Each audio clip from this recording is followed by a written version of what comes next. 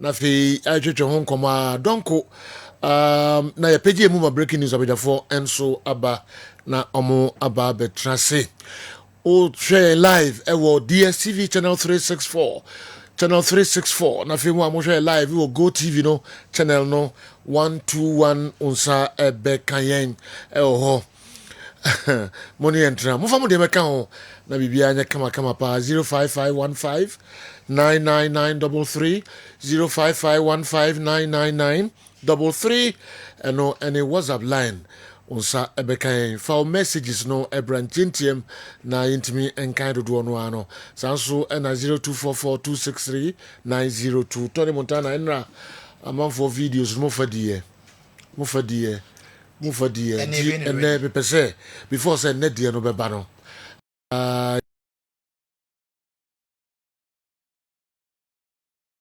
among for some kakra mo de bae ansana net dia no so mo yikakra na mo de abre yen Tyson Fury and Alexander Usyk ebesa ba subio mo Saudi weekend di Tony e won sempi efa ho de abre yen enye no nkwa enra Kafa Watts enso eba so ema Atalanta Abrante aye freno Ademola Lookman ono na 2024 best player ewo Africa we any NSMP Barbara Banda enso na mano ono so enya other awards eba ina no e twetwe ho nkomo kakra ansana enra matches kakra enso baso ewo Europe ehun sansam kakra Tony Montana Trasi at the Ebre any other foreign sources or one of the brain. If you'll be brave and so at the Mamo.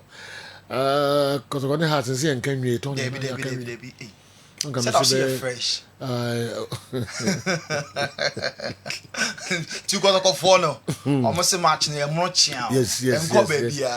House one or thinking young was a measure place the mammy on measure standard of play no and far and mammy never throw. If you don't chase a very ordinary game, if you chase a never throw, saying enemy for Adrian Echiromo, individual brilliance be a who ye.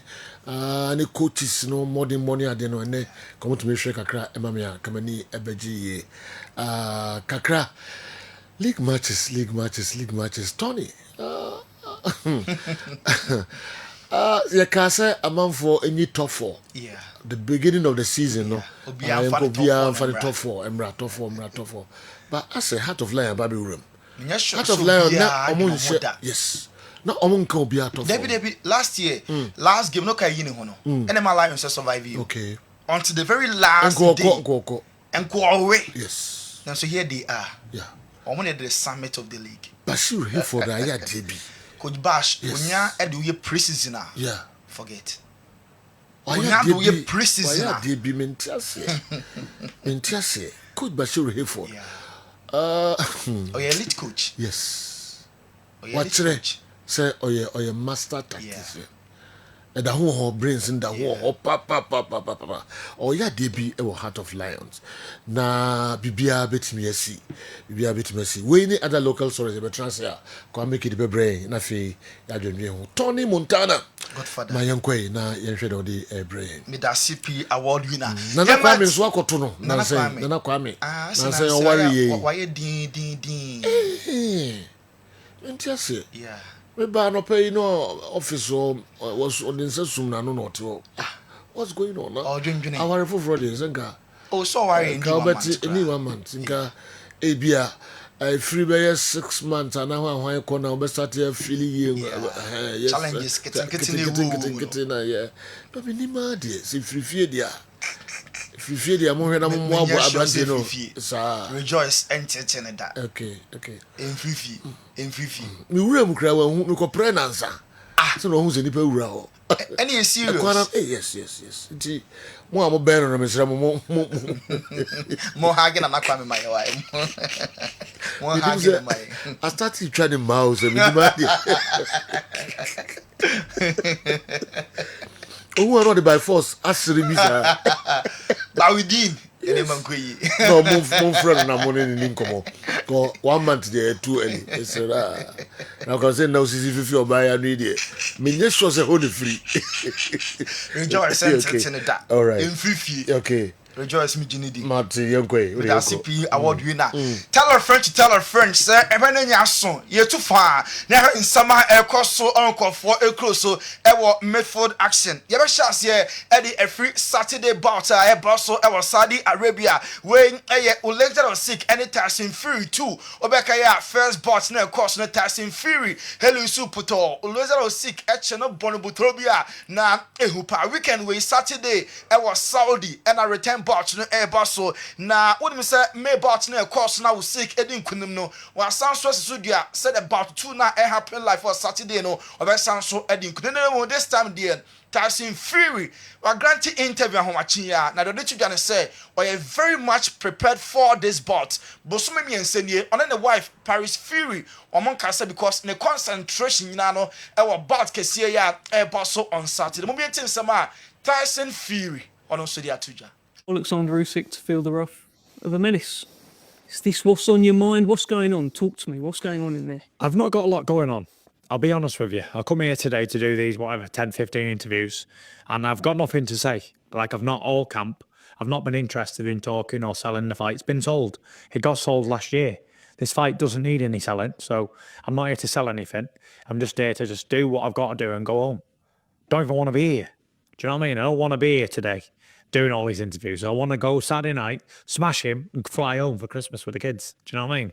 100%. So there's nothing going on in my mind. I'm just here, going through the motions. Not got a lot to say. That camp's been good. Everything's been cushy as you would expect. I'm in great shape. All the above questions. Yeah, well, that interview terminated, fellas. No, but the beard's back. That's something. The only Way Tyson Fury, also Saturday, if you run to a Cremopa and a 20 rematch, dear, but we are a Barcelona on the mum and a better no home, our Honomo. Nayan Twasso, our soccer, Yanko, AC Milan, so yeah, goalkeeper Mike Mignon, the French international, new contract, no, a year with AC Milan and an Atrasia, while Green, a new deal until a year June 2029, and Mike Mignon, the contract, no, and also I'm able to me every new Amanakwasi. Now, we Mike Mignon, free one next, a Tijani Rendes, and yes, Tani now a Drew Christian Pulisic, so, and AC Milan players, now contract, no, a year when a master here on and so I reach agreement and Mike Mignon a June 2029 now Tijani Rendes about Christian Pulisic and so a next the contract no I'm be standing at the Amano Yanko Liverpool so yes say Trent Alexander-Arnold Liverpool Amano a proposal of contract extension now on the no a year 2029 now omode additional 1 year at a chilambet activity amanako a year June 2030 now Liverpool man a year salary worth 18 million pounds per season now so proposal when Trent Alexander-Arnold on the managers no omanya receive them till date omo enya mo ho akra yente say omo aka ho bibi because Real Madrid abo branch na so say next year omo be fa no ntini kwan say Liverpool contract extension offer somebody ba no ni kwan say Trent otimi accept nti besi ne Trent enya fa any response and command Liverpool regards to the contract extension offer na omo edi amano no Real Madrid akwakodu eye Carter eho na nyame adum ochina the Intercontinental Cup Real Madrid omo ene eye Pachupa omo enso ebo na we air the arrival of Team Madrid players no kodru ye no and our Kessben so nti enra main team no ekodru ye ene anope ya and the president of the club Florentino Perez so a fly from Spain on and so akodu Carter Madrid air say Super Cup na omo jefe Atlanta sem no omo edisa tournament we major trophy Intercontinental Cup no and so ebe so na fe awakoye two so far this is into Florentino Perez and our Kessben television so on also akwako do a Carter 4 ochina Intercontinental Cup no Karim Benzema or your former Real Madrid player says so also about our Saudi Arabian League in Al Ittihad now Benzema signing a contract in a with Al Ittihad our Saudi Arabia League now returning to Madrid on bar as a player obeba as a club ambassador bibia agreement no omanya reche say retirement no Karim Benzema the moment obenya announce say oja bobo no the next day or share ne ambassadorial role no ewo Real Madrid on and so aso ye Neymar da Silva Junior another player no so ewo Saudi Pro League no na Neymar da Silva Junior say the contract no ebewu next year na opese oko MLS America na fe the front three na ni hu el Barca Neymar Messi Suarez no almost sanso every union beam into Neymar the target partner say next year obe join MLS side Inter Miami na Messi jinaha Suarez edaha na ono nso Neymar so etan be kan said ye na omo bought together el Barca yenya avalanche of goals no mano no ya Bayern Munich captain we proud there na so no contract no omo na nya rich agreement omo ede 1 more year ede asoso no ya contract when extended there so ensure say na one spot no guaranteed just at the morning mono na ebetimi amanon remain as number 1 name so koso hwie said ye na senema enko ne dia ene omoni option bia say omo be bench no ama other goalkeepers na opportunity say omo betimi other go post the contract no omo extended by 1 more year yenko Italian Serie A enra Monday night football game course on Inter Milan omo etwa Lazio na obi anim say Samu Achwe ebe hu Name Kagos Bepim Pa, and yet one way traffic said you have match highlights in our Kessben. So, and no, Inter Milan, believe it or not, a trash lost you by 6 goes to nothing. Now, penalty, Hakancha, no good. At the 2 net, each say, about Italian Serie A anymore. Will contribute to a year 100 goals. Now, out of the 100, emo 48 a year on one casani goals and a 52 and so a year assistant and right there Hakancha no good another milestone now on and so etim Areche Simeone Inzaghi a coach at the Inter Milan or senen call for Inter Milan ahwiase nemum for 3.5 years near obetimi aka say Inter Milan omo ayomo adompa players na afight na onyo boni da players na die de biada oboma so I am so proud to say manage this group of players Inter Milan enra na resource na very encouraging say obetwa Lazio akosho mekansia omo entimi ante die as a club why adwuma na players na die or the abaso body kese pa na ade elmo na Beppe Marotta enso akasensema Beppe Marotta di tujwa and say Inter Milan as a club and you can say Oma o target no kitwa Inter Milan big and unti omo target no one include the UEFA Champions League omo person omo edge na fe omo edi Italian Serie A no and so am edi esos way ensema Marotta and so edi atujwa yanko Milan aso biem AC Milan omo supporters no all trust no omo bo fupa weekend we ya omo bo match omo ebo draw omo na January no oni supporters no ekoye protest ewo omo 125th anniversary na say AC Milan ultras no echiremu directors no omo incompetent omo running a club without any ambition na omo history ni na no asampelifo we atoto na say enunti AC Milan ultras no patch them Inter Milan current board no omo fa dwumade no ento na a new set of board may take over the management and the running day to day of AC Milan omo a football club no we so ani yegina na ye twan ho kakra bi enchekra ye ko ni what scientific hospital aso ye na yakoti omo nsem kakra bi ebape ye de mo ebesomo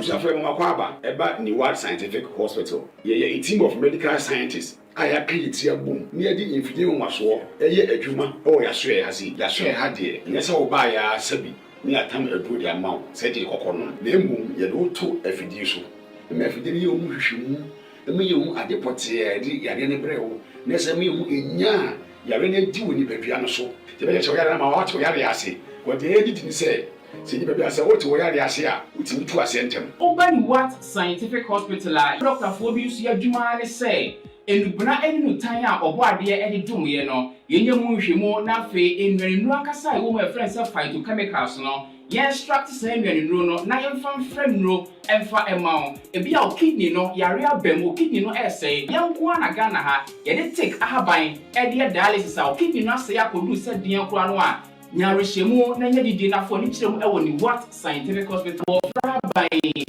boye ama wa diabetes ye de bofra ban ene nyama bi efra ebebo ma diabetes na o sugar ekosru pii no eno so aboa ama etinya bafum ebia na wo hwe misisi na o problem pa e yo mema sem baba bi wono mu a onya tenkan kora so mo ba beda obo so otimi nya hode ne pagya no no oba ehyiamu a ehyiamu ana adwo ene obo so atese ne bema no ensore kora ebia na e no bi oda so a wonom so yoba na utie me na se e ya wo no problem ebia na e fibroid na akosi a wo no kwan ana wakwa ya sabia doctor si ensuo betata onkosuamu ovarian cyst ana se fallopian tube no e na block ye obebu okura wonsebu ensisi so ni nyina timi sinyi se ho kwan bema bia na ho nsuo e na wo form nkwabwa no e wo form low sperm count na obu okura beba bebe ne ho nsuo mu no na emo no be friend say spermatozoa no ba kokura we nyina e ha esi awo ho kwan a obendi what scientific hospital a enfidie de ehwe beda di amia wo se problem bi wo no mu a ne atimi ho aduro na afi aduane e be kyerɛ ho adi pressure nti amo akoma bo periperi asem kura si ofie ntimi bo amane obi so hwe me na ne bia stroke akawa tompam ye kwa wo ye ba wo so ntimi o kasa na pampan boni bi ekire frɛ no halitosis yade ba ko a ya no wan obi opɛ wase obetimi akade a kyerɛ wo a ade be nya o kasa bia na obi atwene hwene okoda na nyimre o da o jonso antentem ye papa mo mpanifo no e free 40 50 60 years e kwa ni mo no o prostate na yekese prostate enlargement e ba sa o da o jonso antentem o jonso bebransa na ade akye e mane nka achi emye nkofa catheter ahoma nkoto ba memo abusuafo bi ebere ni nti manya adagye amo ya de dia nyadidie se ni what scientific hospital Ghana ha de o pa ya sabe ya dia ba fim die fidie e de twe enubena ena afa ho de ni fra haba mu e de sa o ya de ma wo na e ni what scientific hospital yi wo Kumase atonsu Monaco junction ni adansuru bank no ene bi eni mhwe enkran so ye o ma 7 ye ben Janet Konadan no 0244 087687. In case you are watching us from any part of the world, whether you are in any African country or you are watching us from Europe, you can contact us on WhatsApp +233 244 087687 or on Google Map. Just type Niwat Scientific Hospital and you'll be given the exact location. What Scientific Hospital? Nyanko Panda Rumenti, Wamoto, Edema. We are back on Kessben. Ni what scientific hospital aso ne ekwa tie o nkra to no tikoso a na efe numbers na fesi kaketua bi ekoje wayaresa yento aso e wo basa so ye dia Lamine Jamal se dia abasobode ne nsa na kapi na yebisa no se sanka Ballon d'Or ko to aba na nka hwan na ko beto aba dia ma no so o Calrodru Cron a dia omoyi no e wo France se ono ne Ballon d'Or no ono amu he na ono Lamine Jamal obekoso ato na ban because last year oye adwumadin ye pa ne mo Lamine Jamal echiremu a as at in the age 17 years no or they compare Messi time na Messi was 17 years na on pick said here another Lamine Jamal we picking no nanso o say e ana sanko for compare in the age to Messi then nemo or try so by writing on no on history Messi a legend or a big Messi a huge or non afei no so etimi ashas ye yanko Newcastle aso ye omani Aston Villa nia any brave for remodeled omo young defender Raul Asensio no sa two clubs in the English Premier League Aston Villa and Newcastle no na enyom nko a that is Nottingham Forest and so another Premier League club omo nyana omo enso epe Jacob Kiwi Arsenal defender no just a Napoli almost nyana omo epepanti January ya and Antonio Conte and then Napolitan beba say omo ebefa Jacob Kiwi e Arsenal o maso ye England onim say FA Cup no third round game no a big one Arsenal and Man United ebebo na according to the English FA almost the match no VAR enye juma VAR enye ejuma e was a third round clash between Arsenal and then Manchester United ebeba so in England Thierry Henry a former Arsenal former Barca player also Premier League no were really the former club Arsenal out because born Arsenal for ball and the number of points are almost dropping on G League na enye yi odi ever Liverpool even numerical disadvantage 10 against 11 against Fulham obianim how far amo fight here enya draw Arsenal Premier League no onye sure say omo eka ho mo mentie Thierry Henry. lot of things need to change, in order to win the Premier League. And it's in the title. You said the word winning the Premier League. When I see Liverpool play, it looks like they're trying to win it. I see other teams play, they look like, let's not lose it, what I'm saying, obviously, so to speak. But when I see Liverpool play against Fulham with 10 men, how can you send 5 bodies in between lines and have a way of trying to create decoys or create opportunities? Same thing, people were waiting for you also.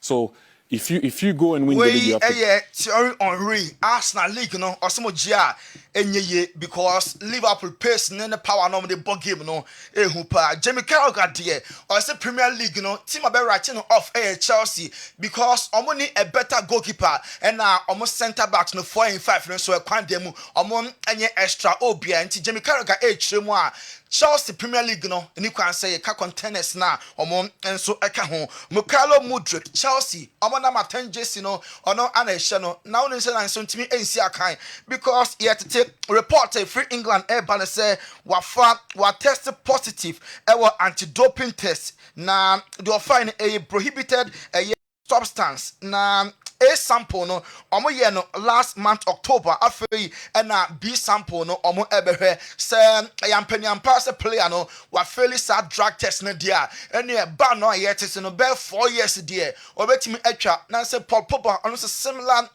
reason ono so several bantim Callum Mudrik Chelsea player no so ye tese se ono so etimi afeli anti-doping test we first sample reporter and also etimi aba Frank Leboeuf former Chelsea player and also say Chelsea in Finfi Hono omo ewo N'Golo Conte in the shape of Moises Caicedo betimi Caicedo a compare time na Conte jana so the matches because ball na obono ehu pa what winner emenu dwane papa panti wadaroma ko focus nsem no yen fancy Mukhailo Mudrik ono na ne ho akodi adwam da ko kamre nke nyadwuma wo friends ubia so banned substance so nanka suspect one ya so na ya ko okita innocent face random test nanka yebi ana Tony so yes man fa cocaine weed in his animal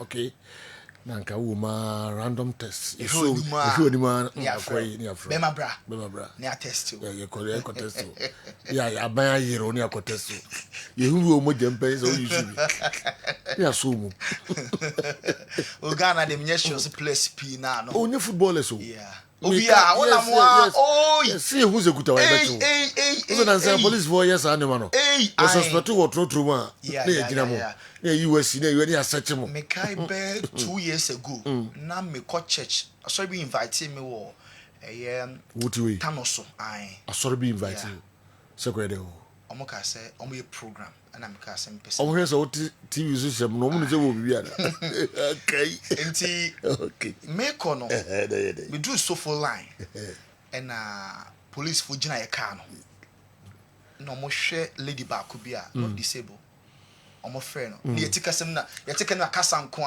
sister yi mo hwe ni situation na mo hu ni mo bo ade na mo be delay at times na pose for the friend say you omo be in the bag mo niema na ehye mu no we deben you will be on for bonus soon no yes for bonus time mo stop your car no me car 10 year di apose for no na no onye omo bo on antikwa wo bre oye Rastafo na ehia mane na ye chi Rastafo ni suspect Rastafo omo ma bo hwan locks no dreadlocks for ni hwan for omo ma ye tattoo bo na nim look innocent and never one na nim kama never one na okay offense su no the random test in there obi say kasi ye Ghana ha dia and omo ye test na omo ya so mo say omo be sa test no ye be sa chuo mu nyina egum so the first year that so omo be test na ngasa iwi a test omo so omo de enyi omadi keke be sa so a chuo ma ye first year idi be bri aba me trim but me kan zank of no omo yem sisi omo so wa hia na me bobo omo di A free Chineko.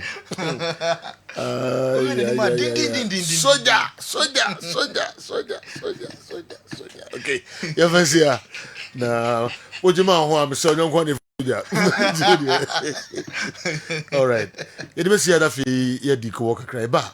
Na the whole and so ya bobo no de abremo. Kessben television, Kessben 3.3, Kessben 2.9 Accra. Mr. Munye enra videos no ready. Na metwetwe nkomo wi a ye beba ho na ye beti kakra nsana ene de no enso ye de ahyehyɛ so andikem minim se bibia bokɔ de bibia kama de no de yankopɔn asepa. All right na enra but before say we de bedi nkomo no memra na menkɔ Dr. Dawood ho na memfa no kakra bi ye ba ye bedi nkomo ye nchekra Dr. Dawood.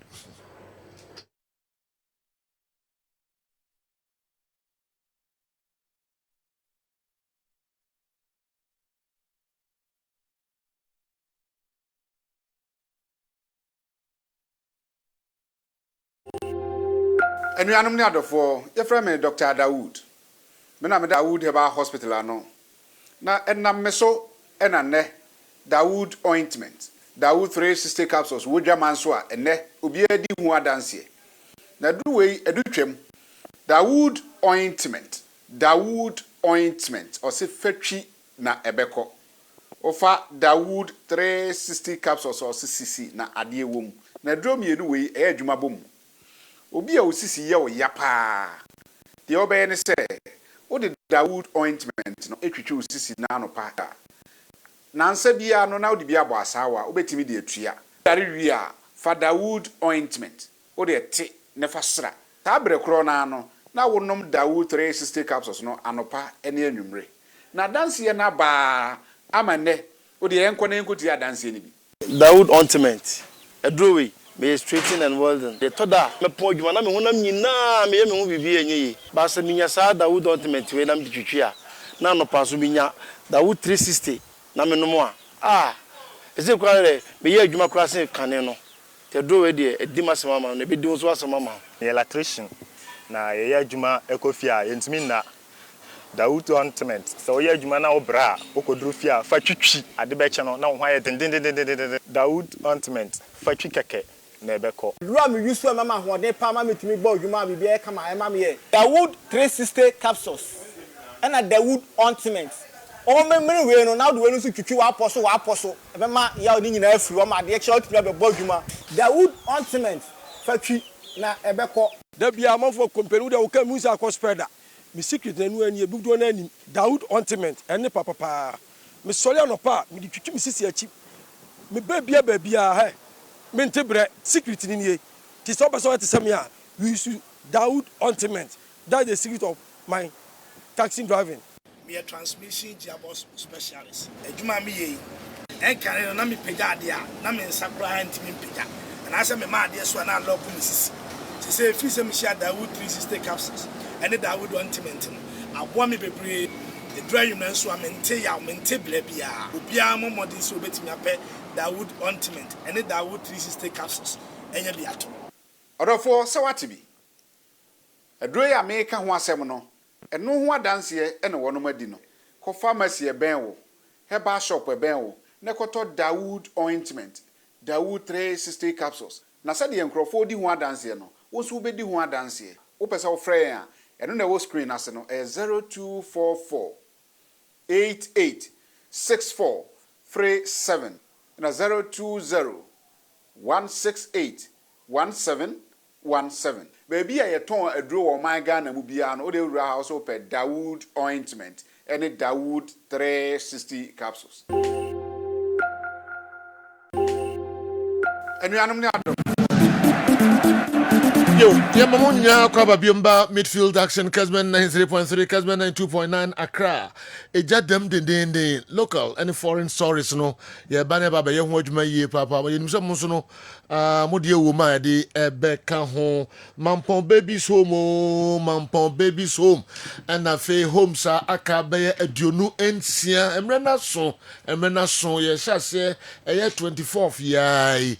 ahyase de mu nnuane ne nneɛma ahodoɔ a mode brɛ no ɛbɛka yɛ deɛ ho no yɛde akɔ homes yi nkwadaa yi brɛ nyanka yi brɛ ɛnyasɛm ketewa koraa ɔmo ne obia afei mu no nyinaa yɛn ɛna ɔmo ni ɛda yɛn so yɛsrɛ mo a kotodwe egu fam yɛsrɛ mo na nyankan ɔmo bɔ awo sɛ dako nkamo a mobɛkɔ saa so yi nyinaa kɔhwɛ sɛdeɛ ɔmo esi a ɔmo asetenam sitie ɛnyasɛm ketewa koraa ɔmo brɛ afei nyinaa no ɔmo ne obia ɔhwɛ ɔmo kakra nkra a mode ma ɔmo yai ɛna sustain ɔmo a ti wa hwɛ sɛ nnuane yɛde ma ɔmo asa na ɔmo ne obia ɔbɛma ɔmo aduane ɛkɔm ɛna ɛbɛtie si hɔ na agyanka akɔm ɛsan ɛdi no kwame awerɛho agyanka akɔm san di no nya asɛm ketewa koraa moma sereɛ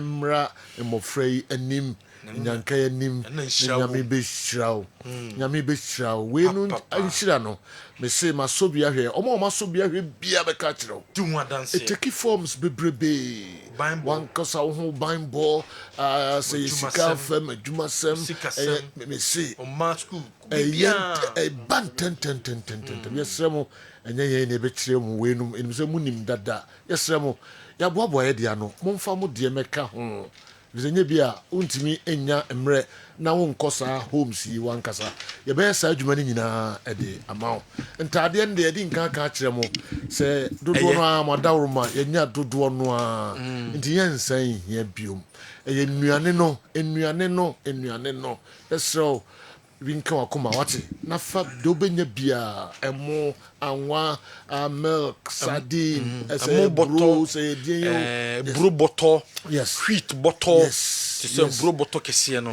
quantity ne deɛ kwa me gyae bro yɛnya bro a yɛpɛ yɛnya wheat a yɛpɛ yɛnya moa bɔtɔ a yɛpɛ yɛnya nkɔla aduane te sɛ lactogen cerelac ne titu milk no gyɛ no a ɛno yɛ hia paa because day one ɛwɔ mampo baby so day one kyɛ sa ɛnana bebree wɔ hɔ obie no wɔbɛma no nofoa no nti ɛno no ohia milk nti milk no a ne hia lactogen mu no na wode aba na ɛde aka yɛ deɛ no sikyire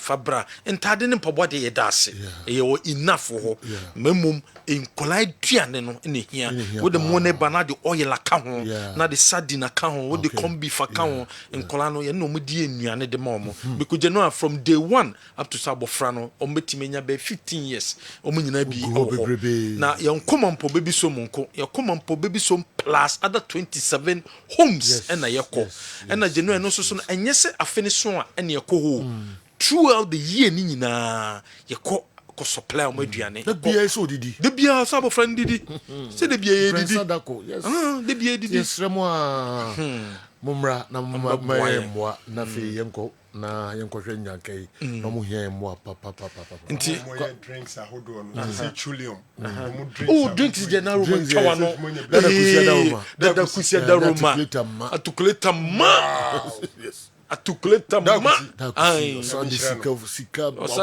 so da kayo and we dey me no yenhye ne boy say 2025 wonka wo ye boni bia wonka ni pe hia futuo shebo de be ma sofo nyina ja adwuma e de kai wo de shebo say wo ya say refre oni paso dimilika kai no da kusia ya de why are pa da kusia ya de pa drinks on be hia de that was supply ni nyina ma nti drinks there any problem this time around they hia pa na mo no ene eburo ne wheat no ene nkusua nyina ka ho nnuane bia ofa ehia pa tie nkura na advertise mu kusua akoko ya bi nyina so ntimi mfa ma na obetima ye ne sika musu a number no de January say de bia o kana nya ne kesi mu obu okotimi send 1 cedi no benya bia 2 cedis 3 cedis number near 0245 75 9593 0245 75 9593 ofreya ana so wo sende a Kessben Foundation na be Kessben Foundation a men sende enkoso hyene so sɛ Kessben Foundation a men sende wo sende a Kessben Foundation na be as the name number near 0245 759593 2 Ghana cedis so 3 Ghana cedis so 4 Ghana cedis so sika bia benye no send the brand genua wa unua ba ono na e corrans ko gigi nyema no ya man ka o de corrans ko gigi nyema na o se ka ne ne dia no abena fosua enye ne dia eno na ye de corrans de gi nyema nti fosua oba no de ka ba ho enye ne dia ye Kessben ti dem benya bia obetun fama ye ne ama abena ne ka na ba abena de ka na beba abaji nyema no e de amai ti genua no oni MC opare ni DJ ke ai energy no de opare ko ka ho ye so okay all right okay intina eno so eno no meka ya manfo ai yanka ka omo program no be all right inti yanka mo no ne kakra na yensan mrefie na yemehwede ekoso enso ewo efie. They always claim they want to make Kumasi Asante Kotoko one of the best clubs in Africa. Yet they always sign players that are average. And I wonder how these average or below average players can compete with Sundowns, TP Mazembe and the rest. We can't even dominate the league. And that's a clear signal that we can compete in Africa. If they want to make Asante Kotoko one of the best teams in Ghana and Africa, then they should look at the way the best teams in Africa do their recruitment and do same. If not, they should forget it. Ajiman Peter, Asante Asakware, and the Dimasi Yedinkai, and so our brain. Later, Ebabehe, Sa and Semi Emu. Andy, Mumwa Nafi, Yam Kamanoneka Krebi na Yantuasu. Okay, do you know? Mitie and Sema Tionori, and Jimmy Karaga.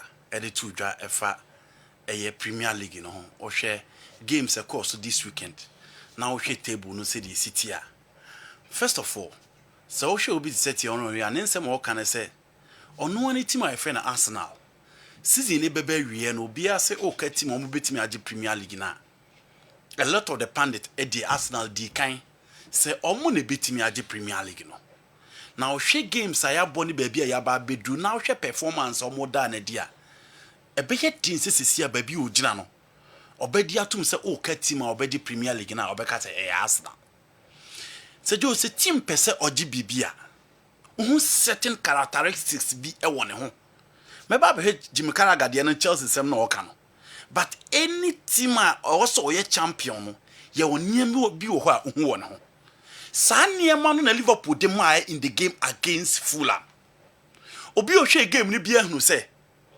Fulham were not ready to give up. Marco Silva team no. Emrantie ne bebo adwuma nkasa o park ne so.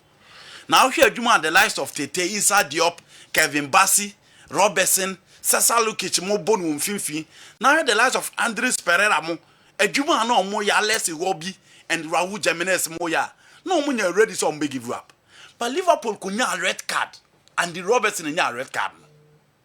You know, o share red card the Liverpool nya now still no more dear bar.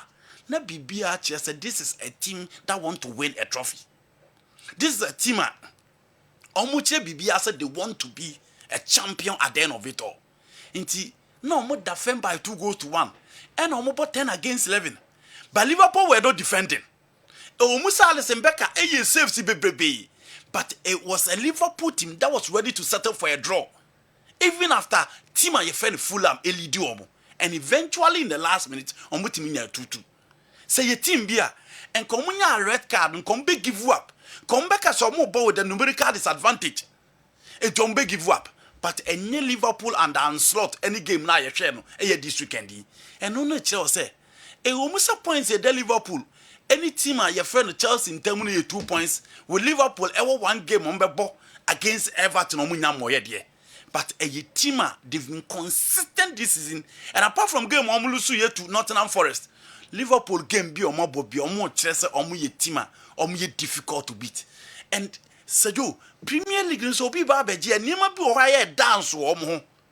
Shall more place no one look at the creativity and the options the Liverpool team they were. McAllister pra, but they are not finding a school for McAllister so ni ho. She Salah performance, she Cody Gakpo performance, she Nanu ya dia go daughter from injury back no performance. Louis Diaz head the pokakra, but they know the dimensions and the roles are coach in the mom no who so be age na mo or boy adwuma no mo hwe wo manim and no mo nkyere say omo be give up. Manchester City bre e wo fam ho enti they know this is the right time as a person of the Premier League, you know. Now just Pep Guardiola will try also try, and for me, and only a dear team for Liverpool actually. So we Arsenal. Say Joe, if you want to win the Premier League, there are games to be why also win. The Premier League no person ojia. But Arsenal played against Everton. Everton team almost struggled that be lower table team. Now Arsenal no more draw. Arsenal any Brighton, now Arsenal no more draw. Arsenal ni Fulham, now Arsenal no more draw. Arsenal ni Newcastle, now Arsenal lose. Sa games ni general. So person of the Premier League ya. You don't play Arsenal, you don't play Everton at the Emirates and draw with Everton. No. Because when you Everton team be any team on more quality, any team on more form, any team on more cost upset in the Premier League. But Arsenal be maintaining possession and control game no accurate you know mabodro. And so for me, a true champion, you know, also games when now clear no when him Manchester City is almost better on the Premier League now. These games, any games I are almost there. But that is the situation of Arsenal. Intimidate your own yard say it's early days yet. But say oh petit me be the Premier League in India. Now she the Liverpool for you now. Ebeye din say Mikel Arteta onye bi da no na wakwa kodru soro ho a but this time won't show that consistency no we do ru ebehim say Arsenal will win the Premier League. Now to Chelsea. Jimmy Carragher say Chelsea lack certain elements in certain department and he feel that non beha Chelsea say omuntime in the Premier League no. Say you no match games now but now men check points and say between Chelsea and then Liverpool 2 points spent. Liverpool one game on against Everton. But so we Chelsea on money Liverpool just 2 points spent general them. Menene ya adwen say if you are looking at personalities, that's also the Edison Morales age na ha. Or the Andre Onana age na ha. Or the David Raya age na ha. Or the Alisson Becker. And as a Kellam Po na ha. The omache o Premier League enye bi na Robert Sanchez echere. Footy my friend Chelsea. But they also did 2 minutes say Robert Sanchez na ye onru sa goalkeepers no this season the performance na say. The performance na was so fine errors ni bu how yeah but you know we've seen those errors from Onana, Edison Morales and other goalkeepers as well. But this time he has given Chelsea that assurance and stability. Again, was some of the Chelsea backline and that confidence no muhiano. In as much as he doesn't belong to that class of goalkeepers in the Premier League, individually he is a performer. Oh yeah, no about Chelsea central defense na all can. Me jitum pass so far Levi well. Na sa offer for Fofana, offer by the Asheli, offer Del Sassi, offer Torsen Aderabio you know. Out of the names here, my boy. Even Manchester United almost struggled. Say who delete, who Lisandro Martinez. Even Maguire, Nasa Oha, the experience those players here, my boy, not choking. None of these players they will be. So far, Ruben Diaz, so far, John Stones, so far, Manola Kanji. Nasa also do much na say ya. Any the number of years or my boy, Premier League, any experience or my talk here. Team follow because any place here and bomb Mudindro. So far, Van Dijk, Ufa Joe Gomez, so far, Konate. Nasa also do much now the Chelsea central defenders need drew her. And yet, yes, or more Pepe or more. William Saliba, Gabriel Magalhaes, so what the air Abranti offended Ben White to Crab. Still, the Chelsea central defenders, no, intimate belong to the class of the players here, my boy. Not even the level of Nikola Milenkovic and then Mourinho Santiago of Nottingham Forest, 2 center backs, our body momo. But the OCT and say. Omo belong to sa class in there. But this season, omo performance in the Senate here. Season start here because the Chelsea central midfield look shaky. Nenzo Fernandez on team 1 year. Romelu Lavia on and off. Moika said on team still here. But you know, Chelsea midfield ne settle here. Yes. Me jitu say Chelsea defense ni no defense here maboya. But you know, nobody can convince me. The Manchester City central defenders, who almost saw more top no, have performed better than Levi Colwill and Fofana this season. No. Individually, they don't belong to that category. But in terms of OJG or individual performance, the Chelsea central defenders, no, you know, are more take boxes. No. Now we are outside and point the attack. Say Joe, me did say Chelsea have a problem with Nicola Jackson. But say Joe, Justin goals now, Osheno. He has scored 9 goals. How many of the strikers in the Premier League? And at this season, Omashe, picking number 9 for Nina. For Alexander Isak, for Kai Havertz, for Ellen Holland, for Rasmus Holland, for Diego Jota, you know, Koholi Watkins, Kofemwa, Raul Jimenez, for Matthias Kuna. All these players. Now you say Nicola Jackson, the goals no now and check. And look at the goal that he scored against Brentford. And to be to say Jackson, I can't be brobesu but you know individually as well, he's performing. Go no share against Brentford, no. You know, it was a striker's goal. Oba Chelsea, who's or boss abo ni biche. You can continue to underrate the Chelsea setup. Me jitum pass Premier League, you know. Chelsea Enzo Maresca interview bi ano akasi yen na beje interview os yen na beje. The same thing applies to the players. He just try and say obey pressure no every the players and so.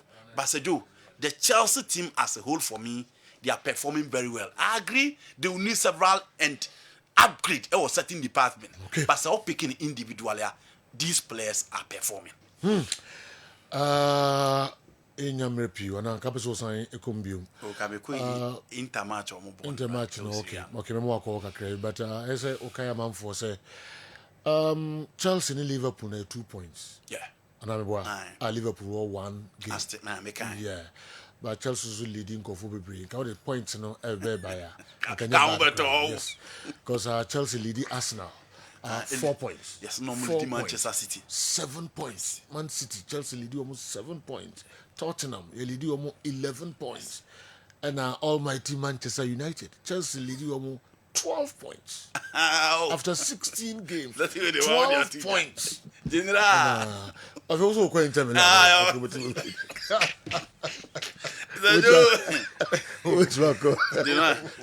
points in the lead Manchester United after 16 games played. We still counting. Okay. The one who say I'm a Matana no. Maybe I'm getting say. Yes. And then you know the car. Matana and you know the car. Yes. Get to a bill Inter Milan. We never be over but time no makwa.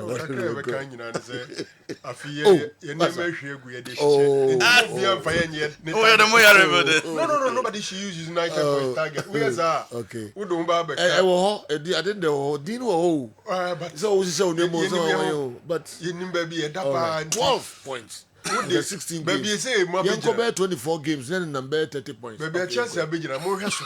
Mo hwemochi. Mo hweso. Mo now that's a 30 points.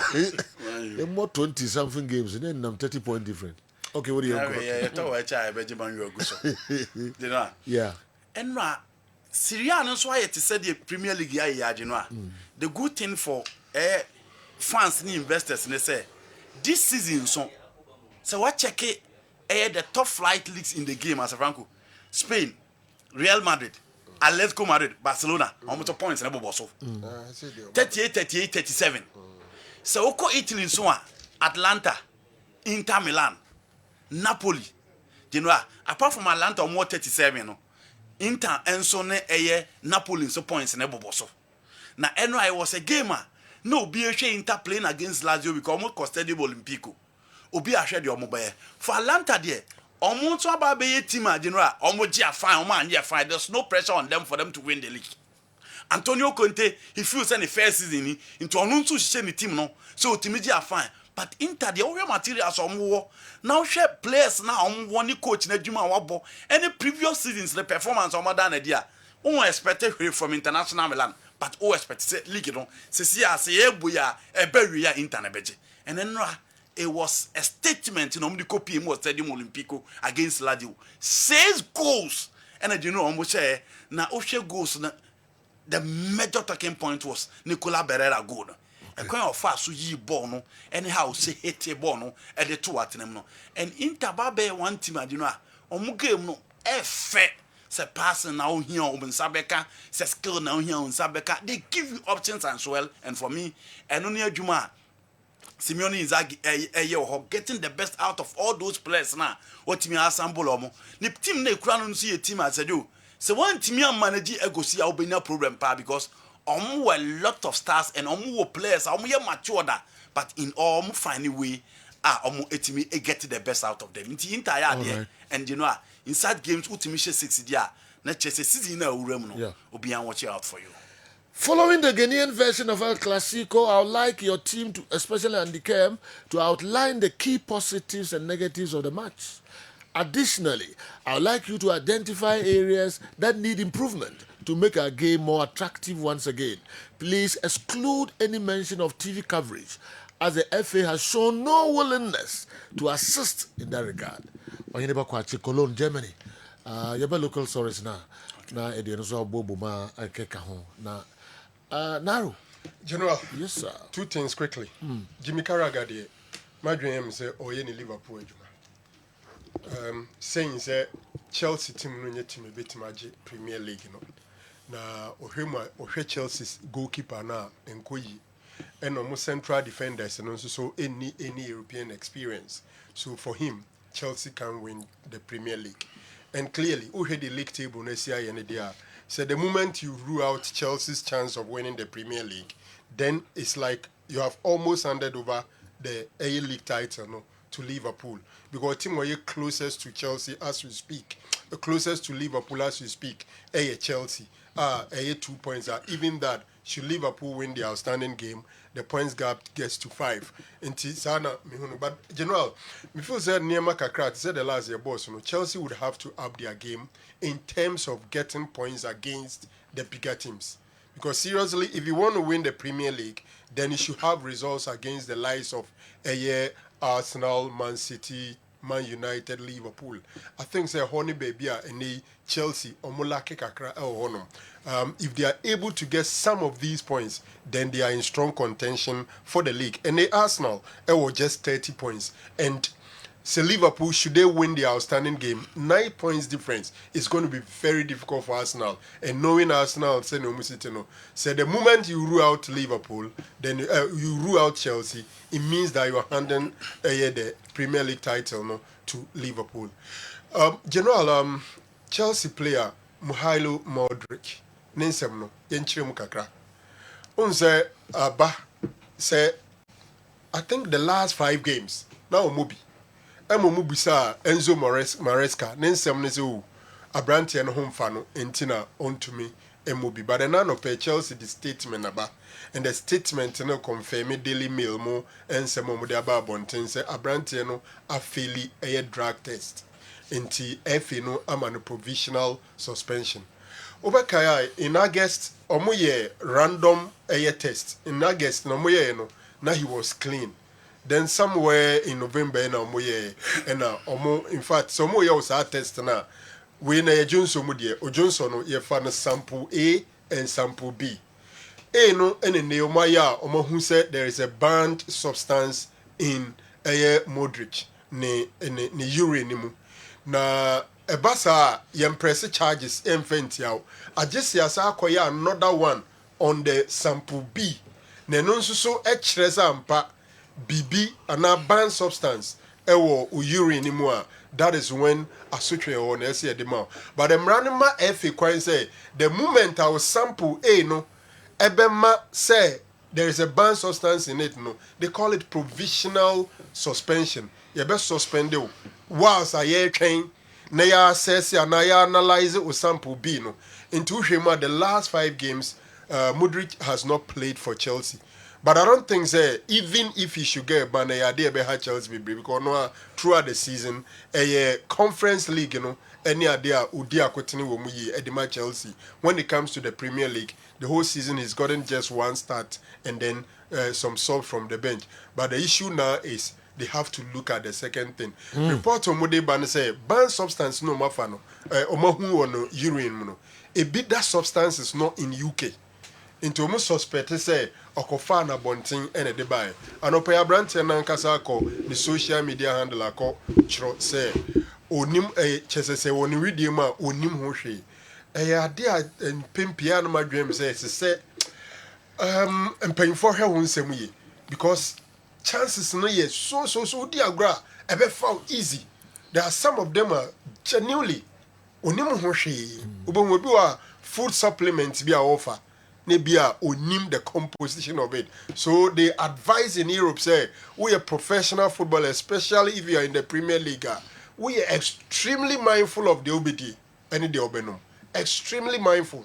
Adia unim no unim the composition because say a year random sampling test never general na afau. So now Modric is waiting for the sample B test and its results. But I think say this season he's not a major one for Chelsea. Bia simple Kobaso Kunya Bana be affect Chelsea. I don't think so. Dr. Franco Usu answer and so dear I don't know. This is what I say you should doctor no or let us know how I be. So Ucho Dina na the PhD ashe. Okay. All right. Ucho Dina the ashe. Tenany passes on. Embrace Dada na. Okay, all right. Dr. Frank Usu answer. Dadana, bro. Good morning to you and your panel. Sir, please, which team was Albert Amwa playing for before joining Accra Great Olympics? What's your name? Kwabi Brim. Oh, okay. Kwabi Brim that one. Oh, division bay. Two. Wow. Last time no mo person mo ba omo bo mo league anan ko mo de division 1 Hey, Kwabi Brim. What baby you?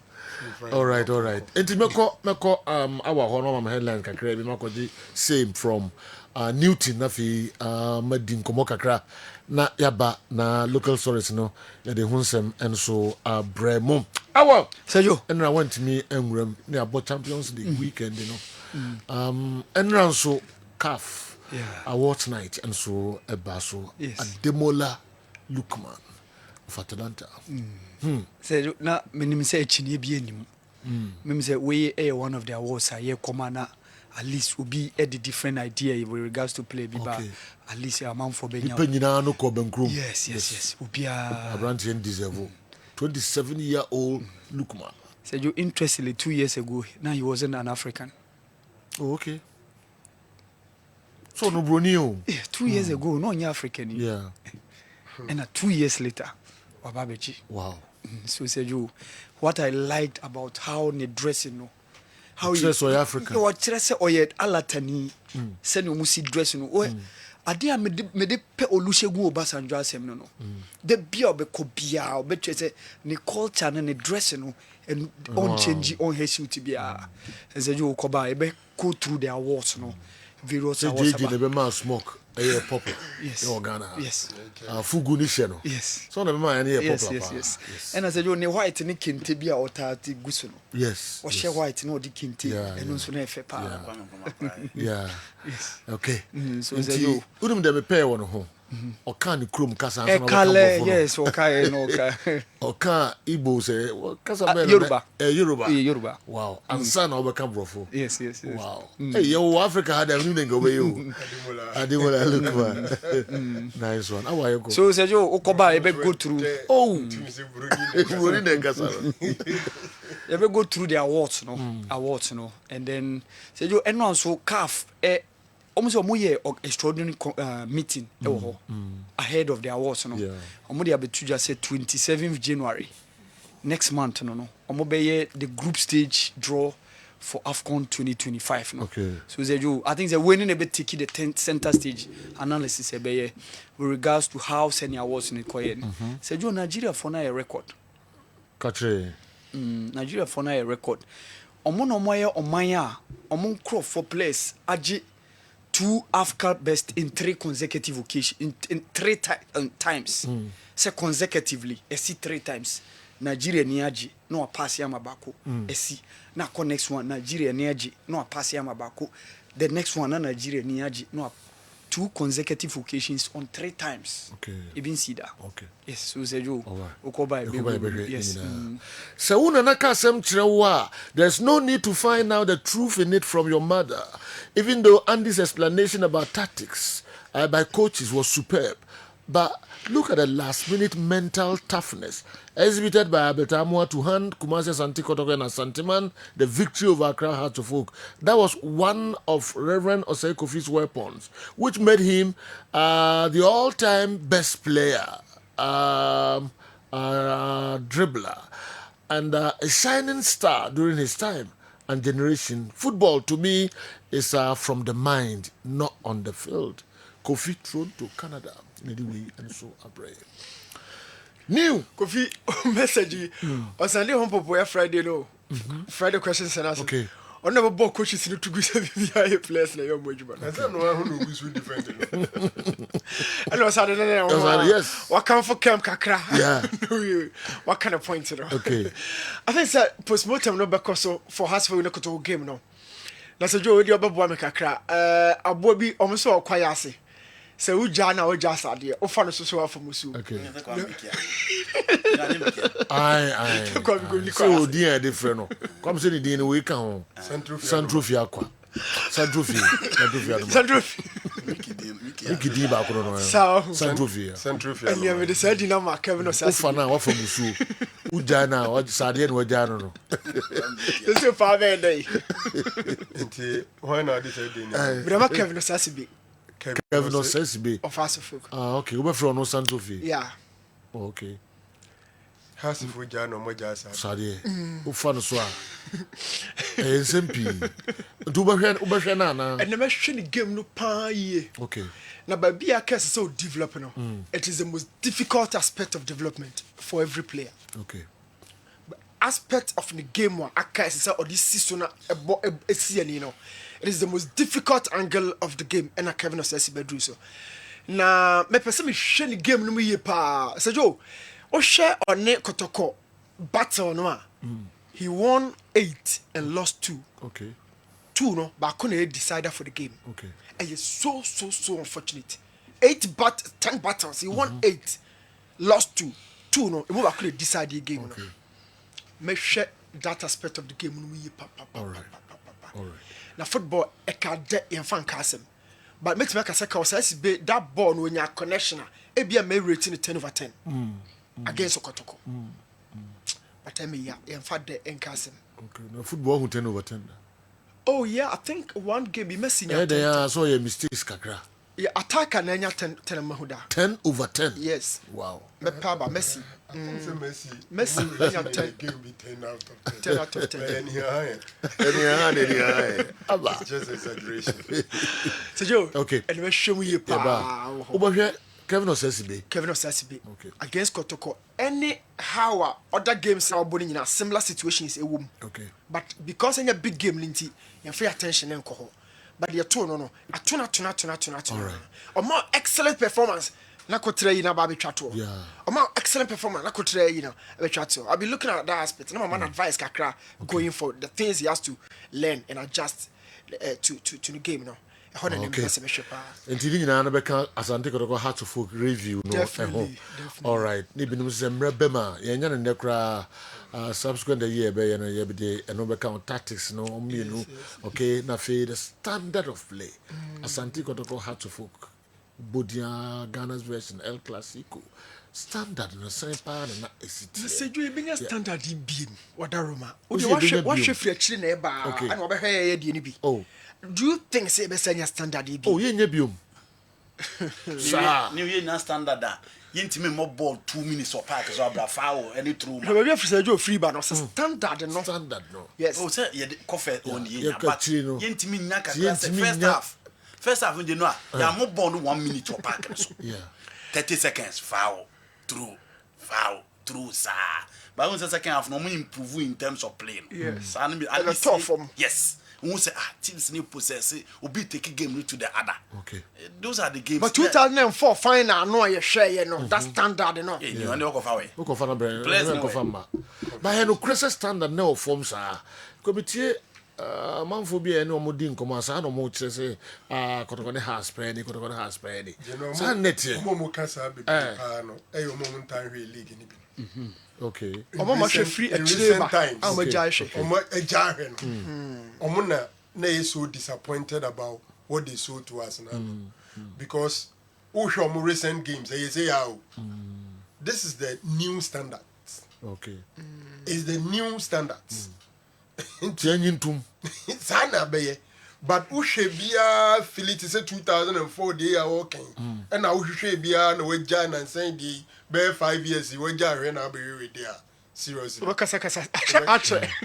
Enti yen san nya biom. New. Kotoko 3-1 na level ni so nche de hwe na. 3-1 da ben. Hey, Richmond Lam tidian. You say be na mistake no. 3-2. It was 3-2, right? 3-2. The standard never so chen na no dey. I think that as a decline, e ko the team na decline. No nti na yentumi nya bio no. As e ko the team nyina na dey decline. Enti yentumi nru level sa level no biom. This is the quality o. Just a quality in the African Africa ne ade ne me review. Say you go Africa. No me can say go buy make impact. You know so be any impact. Akoye bibi. Based on lottery. General. Ako bench trophy no. We can get there. Based on lottery. You betimi asa akotoro kakra. You betimi akọ. Hwe has to me above from pa for the past 2-3 years. Has above from pa. Kotoko timi ba soro kakra. Na asa above from. But has I consistent from where now no say game standard bar for me fan me feel say has am pejam. Okay. Ah oh no correct. Me hwe match no. Has am pejam. They say the Kotoko see ball no so na has ball. Has am pejam game no. Yes. New but what they have like more energy. Na Kotoko ya aggressive ball. First half yes has ball. Oh sana they na Kotoko ye no. Sana has ye. Then na ozie then na aggression energy. Has adwuma. But omo relax it. No, they know it is because previously they signed player that suit that star. And the last be na make na new na me chire mu say Kotoko sha na supporters to complain about in the but you don't hear that from Heartful because Heartful they check go back and check as midfielders. Now for compare Kotoko previous midfielders. So be more aggression more than more technical players than Kotoko. Who do part has Chasalute, Ejatete, Kopsemo, Joe and Samode Ba. Okay. You see more aggressive players. So for that's the unity.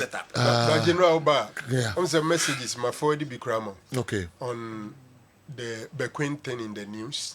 Bequin. Are they? Oh, there is a whole lot of speculations. A big crowd there about my forward amount. Say either he's been appointed as assistant to Malik. Oh, okay. It's in the news. Okay. Pushy Biama. Okay. And then the other thing has got to do with Oculus resignation. Okay. All right. Now for a room standard if you are individual brilliance. I will be PP match no emo. Key players being another angle so now they ask Kotoko so benya midfield be na say obed usum obedan samo has for midfield Jordan mo no mo ye bibi pa say mo say midfield that jig and finfin ho pa ye adwuma na changes o ye adwuma ma ye supporter ho to play anye so two teams play the position ogunfa no mo ye finfin it was down to certain situations and injuries in the allow now I remember Sir Franco pointing to that you know Obedrofa say blame who here because the first also to see Obesako okay has he ever Kotoko had to fuck no okay blame Kotoko a big game player Kotoko has bia over 9-10 in finfin wa match bia obo but I said Joe Martin Kakari also did well. Oh that Kakari yes Ojibwa you see so hard to function here yes na some bench no omenya Mohammed water bench no yes ko enye standing the pra mobia kasani bebo they no pra na sani hododo no Kakari dey na da be a chance abo wantimi abo you tuni finfin tu dey tu no pra onya ne chance abo wantimi abo coach. But me sure Osanya sa chance no. Are you sure he impressed the coach? He was very, very impressed. Are you sure he impressed? I don't know whether to the coach. Who? Missy Martin Kakari was very impressed. Oh boy, Ojibwa. How the professor or impressive coach no. Name coach. Oji kwabra one kwabra what one ball no Adam. Kakari bobo pa. Yes. Why did the coach change Kakari instead of Kwabra Boateng? I don't know a bit yes. Are you sure Kakari impressed me, Papa? Yes. Ojibwa, you see, taking over defenders, dribblings. Yeah. Please help me beg this current Asante Kotoko players and technical team to stay for at least 3 years. And hopefully they will win lots of trophies. And will be part of Asante Kotoko legends. Sir Francisco, Grace Light Educational Complex, Ahinema Kokobe new site, and anyway, and so a bray. Kwa Mickey, Mr. Number no, and who pa transi na min 2 minutes be. Mampon baby's home, Mampon baby's home. ɛho kan na kakra bi yes no so yensan kai amanfo biem yes ye ko mampo baby som afi bia ye ko na ya ko sra mampo baby som kola no ene wadawroma ntade ne ade ne de yenya enough any drink any drink yenya enough ya kan ye kola no maduane ne o bedie na men kan akoma o yesremo ye de ko na nkoda no dosun homes no dosun mampon de kan ho 27 homes and omo hwe animre bia say omo be depend on us na omo didi yesremo na ko pon hira wate unya mfa maaye kra no onhira na onfa hu nhira bia ema na yensa enka o sa nyomen se untimi emfa ma freyen ya beba be gisa nyomen nanso betim dia bag ke beda wasepa mpedifo bi ewo security post ho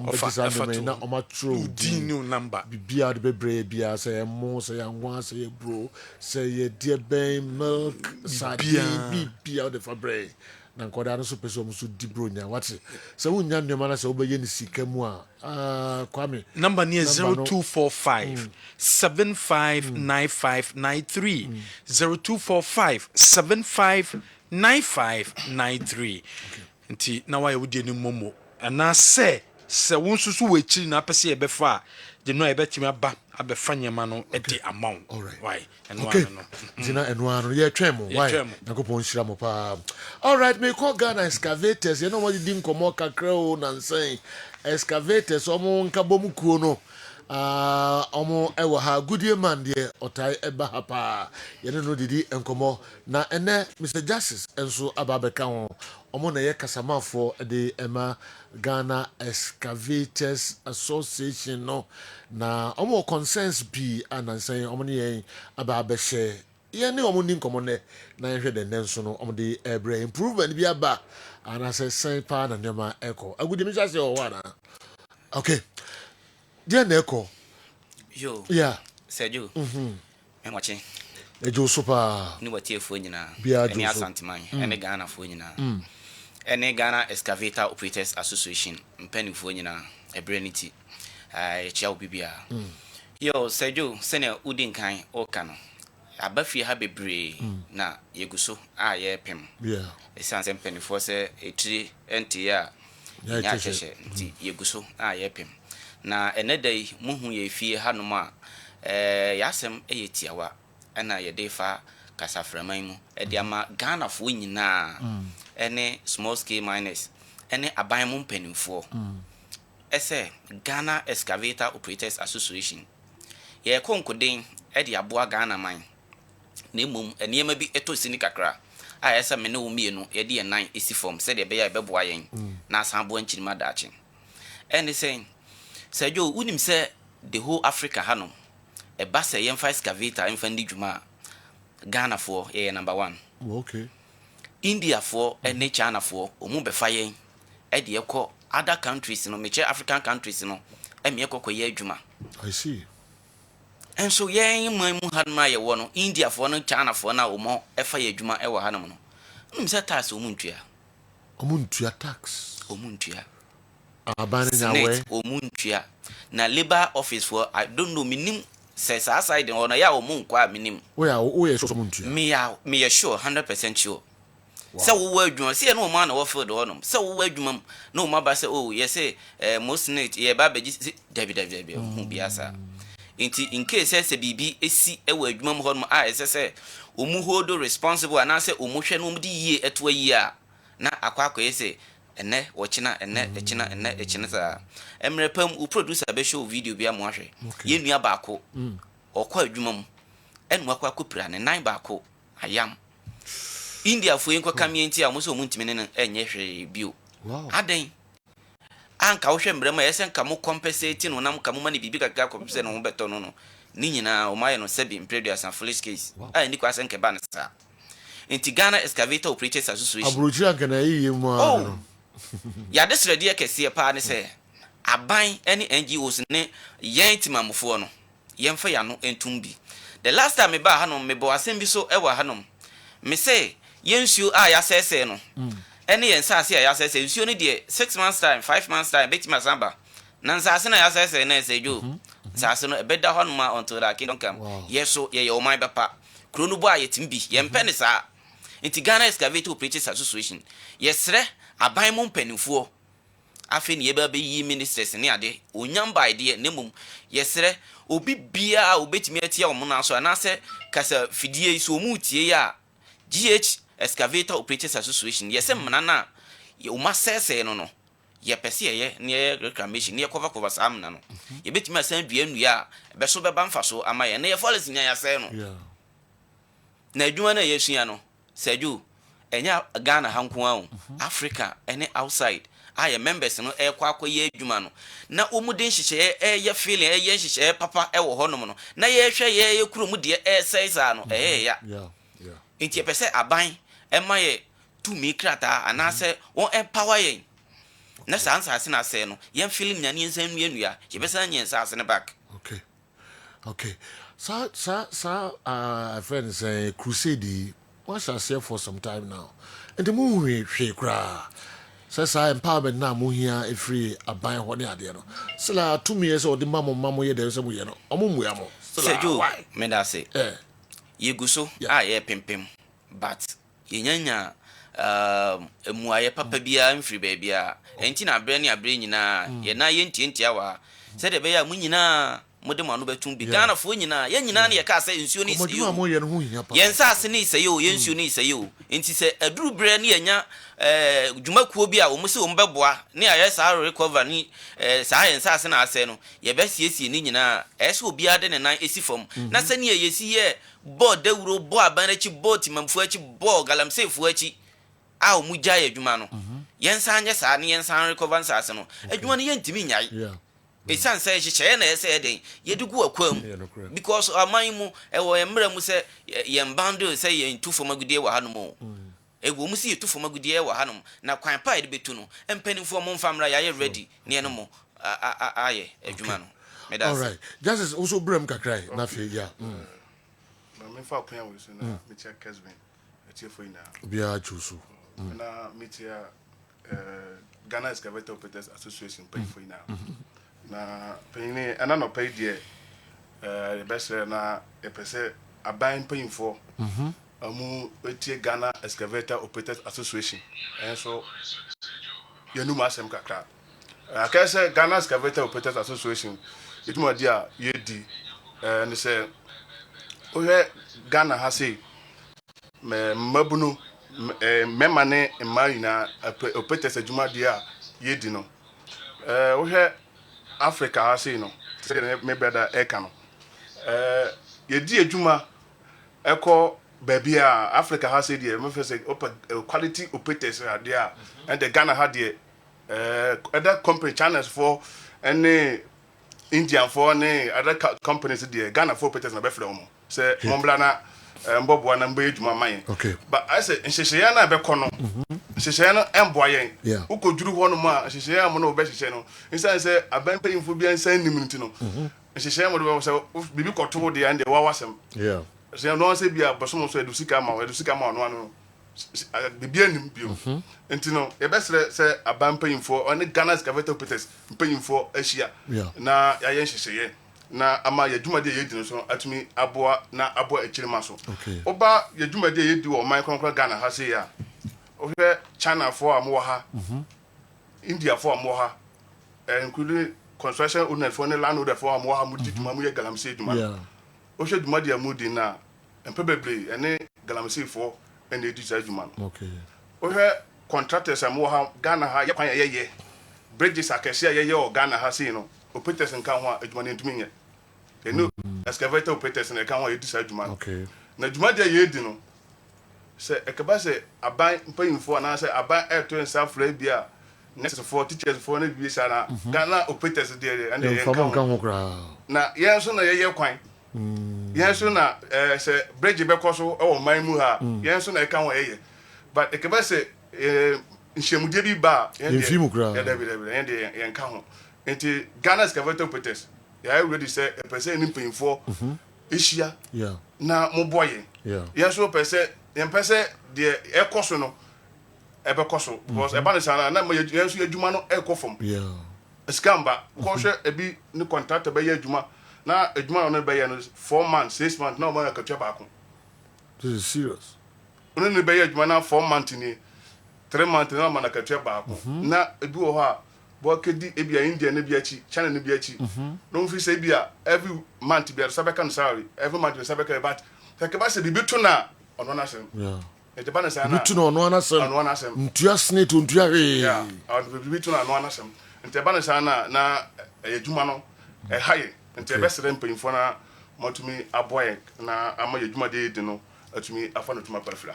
Wow, abrantie bi Sani Saliu na wow mfoni a yɛkyerɛ agudi we na wɔka wasɛm no ne nam pain ɔna tia yi so ɔmde ne kɔ no ne nan ba ko sisi ɔmo so ɔmo de hwee ma no ɔna da hɔ no serious. Oh my god my god mpanimfoɔ ɛntwa wɔn ani mmɛhwɛ mu o na ntie dɛm woka no na ɔmo ne mo ani nkɔmɔ gusu a woka no abrante be friend Sani Saliu abɔfoɔ ɛna ɔwɔ ba nso ahyehyɛ mo ntaade na mo kyɛ ne bi em sɛ ɔyɛ mo ayi ne bi sɛ asema mo ka na no crep pa na nka wonya 1 minute bi a nka ɔbɛka nsɛm wɔ mu pa Chinafoɔ no Chinafoɔ no a ɔmo afa mo fofofo mo prepra ɔmo mfa mo ho snake 1 Ghana kro mo ntua mfa enya katua papa bia so no mo de ma yo enya katua papa bia aban ni excavator operators you inim say enru okay ma winyi we craft ma nse ma ko fancy be aba betwe ni ahwemo nse wo hwemo mfa kakra nkra nto aso na fe okay na kakra pese de to ade say efa yadwuma ye no aya na some problems ayesa efesi ne biompa ne suggest for ne operators for yadwuma ye no atam dodo beble no say operator ba okay yadwuma sɛ adwuma wura no ɛmfrɛ no sɛ blabeya ɔno ntumi fa ne pɛnkɔyɛ yɛadwuma yɛyɛ no yɛgye licenses ɛwɔ yɛadwuma yɛyɛ no mu okay excavator operator yɛgye licenses na licenses yɛgye no sɛ wokɛyɛ adwuma na sɛ landowner bi frɛ na sɛ bia adwuma wura no frɛ sɛ blabeya adwuma wokɔ hɔ a woyɛ adwuma no na sɛ soja ne bi ba hɔ na sɛ bia adwuma no baabi a moyɛ adwuma no bi wɔ wotumi sɛ aha adwuma no yɛkɔ so no yɛsɛ nsuo na sɛ bia yɛsɛ forest but inside say edwuma wura nankasa wakaji ni tu ni bibia wa ban mu ana say mineral commission for odi na adwuma ntino wo side wo kaka bibi ko onfiu ntino e ba na say na soja for bebo wura wa wo pe na wo test na wo ti machine so no wo na aja mo ba so na say ebi wo ebro na mo ba so ebi wo na adi be say ni kwan say mo de ye ko na omo de ye ba yen so de yaji etumi grad yaji alliance say de adwo but ni kwan say yaje kata na jise yese sensu na say asase na say yese forest but baby edi adwuma no anke besere aban na say mo ba adwuma ruafo na nkasa wo ho omo na say mo tackle mo but yen operated for that yeah at times money break so no e besere o je soldier for there mo di operated for na ano okay but the besere na mo aboy ho no all right agudi minim de odi betwa to kra I wish nka Tony Beye sa voice kakra bi o se nka me man chance kakra bi me ba good morning sir Joe but all the Brown can no kra pa me ho experience me nyam program no anka me anka mo connect me anka me kasa fa China for more more than 90% omuntu senate omutua tabletop Ghana aban enya hwe emfeso is telling the truth. Okay. Sani Saliu ta the message ba so pa na o dia sensem sisi ase nsema mo kan de no kre Sejo enu an wo ka no because nurses ni police ni omo free oman mu ko outside ko ye adwuma no abanje task what you say China for mu India for mu no mo ban no je task so what you say but o mbe 5 fofofo e de ko adwe o country bia mu yiwadi a no anse wo yiwadi kana ejeja ye ho with no reason so what you say yes adwuma no so na me di nkan kan ye no Africa hanom oman bia ni honom a obetimi ni Ghana excavator operator aye adwuma da Uko Mali, Senegal, Guinea, Sierra Leone, Congo, ni Gabon. Oh, you na Ghana for on my ejuma. Okay. So what I say. Yenda masano pay. Yo. Na ibesane mo watch train and komo ebium Ghana excavators operators association penny for good year man and I feel justice omo kasama for the ma ekwe. Yo, Sergio, Mekono, say 28 December, send him din kanka no. So for like after take on Ghana excavator operators. Can see kese pa ekoso ewo hon mebo modern say operators mo Ghana henyina mo modern na yenhia o so for like na yemfa yi we are pool party until the kingdom come. Wow. Is we are say. So mo nyana kra mo vanyi mo ni kakra na. Ghana excavator operators association. Good year man and justice and I know what you do in common. I'm on for from me shop as and some more can come on some capa. Muncho money na mfan show mo na all right. Yeah, twice a day. I'm names videos no be I ready and kayen shaka kransana awa Mohammed yen Eura Africa kakra. Tony minim se be I kradwa and come my hair kakra. All right. What's up videos?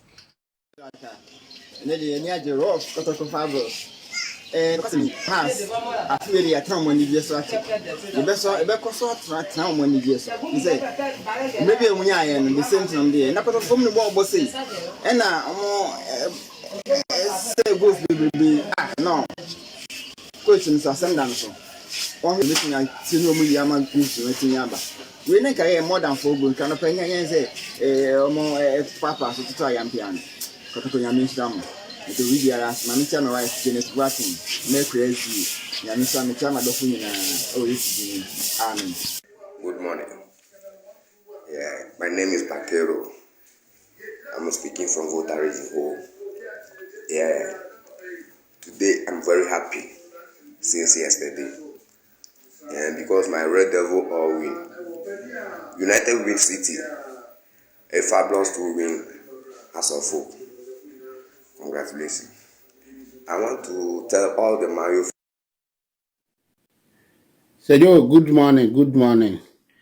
Pacho, famous Simon's a Frank, make us a free land in UK.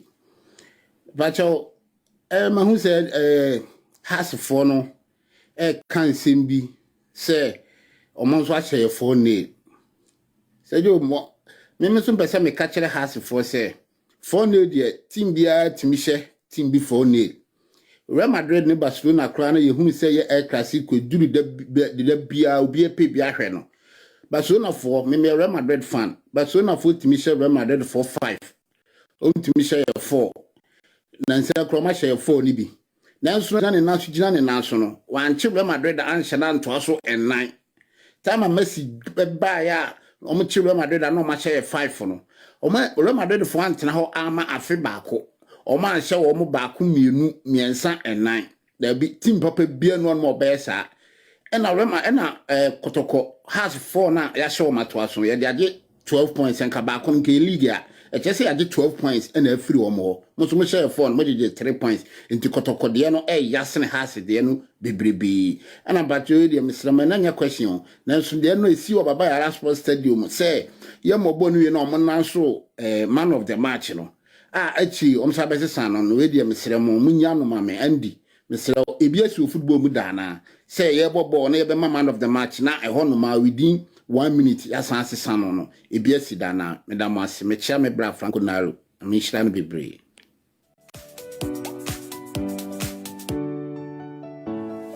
Okay, Kakankra near the room Kankra. Renokwa and Echo Kessben Television, Kessben 93.3, Kumasi, Kessben 92.9 Accra. Afe Mwa Moshe o DSTV channel near 364, Go TV channel near 121. Awa Mohammed Atransi. Naminko Awa, Eho Namihedo also Abwa no Kakra de Braye. Hardly did I see the legendary Charles Aduodamte commit so much blunders against Kumasi Asante Kotoko, even when Asante Kotoko paraded the likes of Adakwa, Malik Jaber, Osei Kofi, Osman Orlando, Bernard Champon, Ibrahim Sunday, Gariba, etc. Aduodamte never panicked in any match.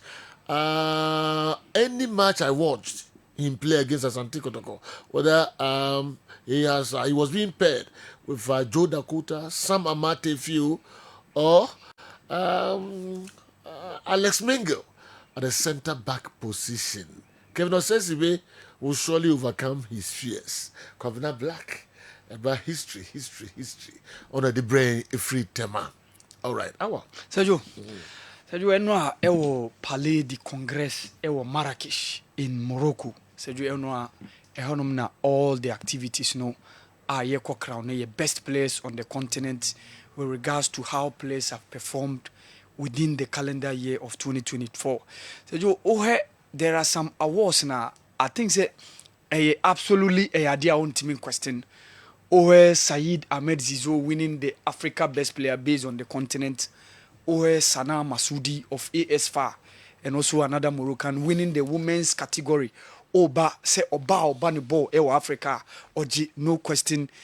Adia Rowan Williams aye by winning the CAF Best Goalkeeper Award entirely. But say your fifth pro no ye ko ni na didn't count. Emma adine questionable kakra.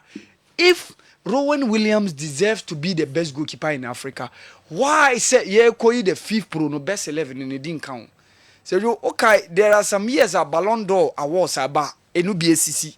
Ube say yesi we ye ka best players a oka ho we timi gi award best goalkeeper but ye come up first 11 ube say no count. And I think say one of the things are going forward CAF for no say the mushisho munyama in terms of awards no because ebe ma man for a question. Because if Rowan Williams is the best goalkeeper in the continent, why the best 11 on count na Andre Onana Ediemba Bekao?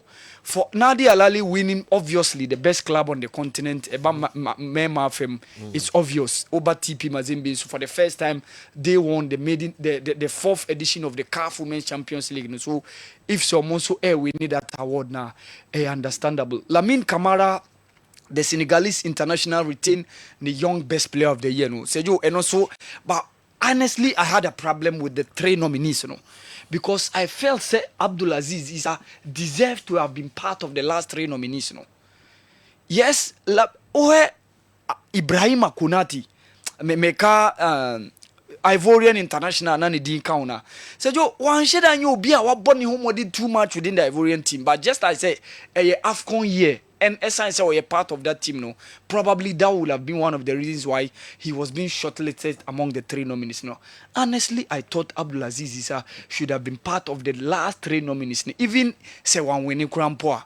Based on Ejuma Waye, should the CAF Confederations Cup, the first time I went into that competition, Obieu how he did marvelously well. So the goal he scored against Academica de Lobito, even a nomination as one of the best goals of the of the awards Nankasa. Honestly, I thought said Nanka Aziz Issa deserved to have been part of that. You know, Uwe Bumia Meka Mama.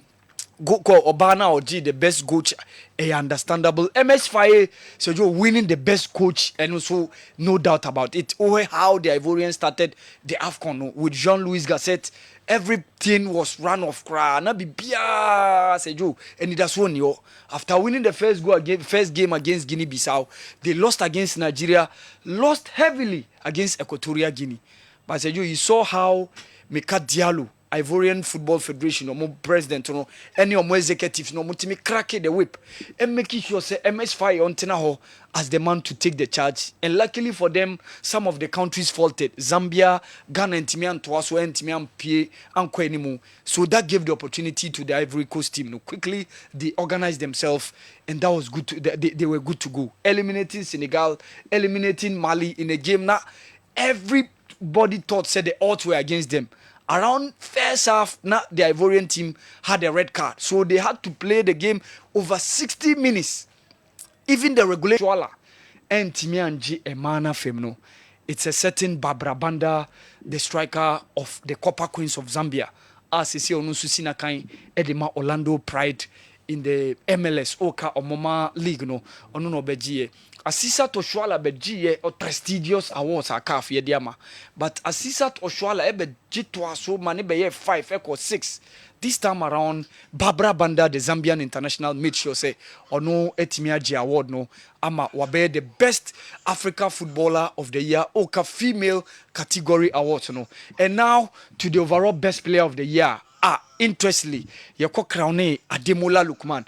Interestingly, awards are major say na nipa be Leipzig so things were not going on well and he decided to make a switch from England and kobo the playoff against Nigeria and the nationality switch complete. And interestingly, Nani debut for the Nigerian national team was the game against the Black Stars of Ghana, El Babayara Sports Stadium. Our Bemu in the second half, Onya a start in the second leg, and we had a 1-1 draw, and that was good enough to ensure say you beat me qualify. But Sejo one sign he made sure so ensure say performance be done on the pitch. He gave a solid performance El AFCON. Undoubtedly, he was one of the best players. Is here kind of the AFCON course so Cote d'Ivoire this year. Or twice we were club. And one of the things I Mumano how he decided the UEFA Europa League final when Atalanta and the team bought against Bayer Leverkusen. Completely. No decided baby a game no echo. And he won the man of the match on that day, the MVP award. And honestly, Otimi Boama Atalanta Ababeje the award no the winning the UEFA Europa League no. And Sergio one santina or twice so consistently or top performances. Now imagine in a game where Atlanta and the Real Madrid are playing, Vinicius were pitching so, Mbappe were pitching so, Obeka, Jude Bellingham, and all the other top stars are on the pitch.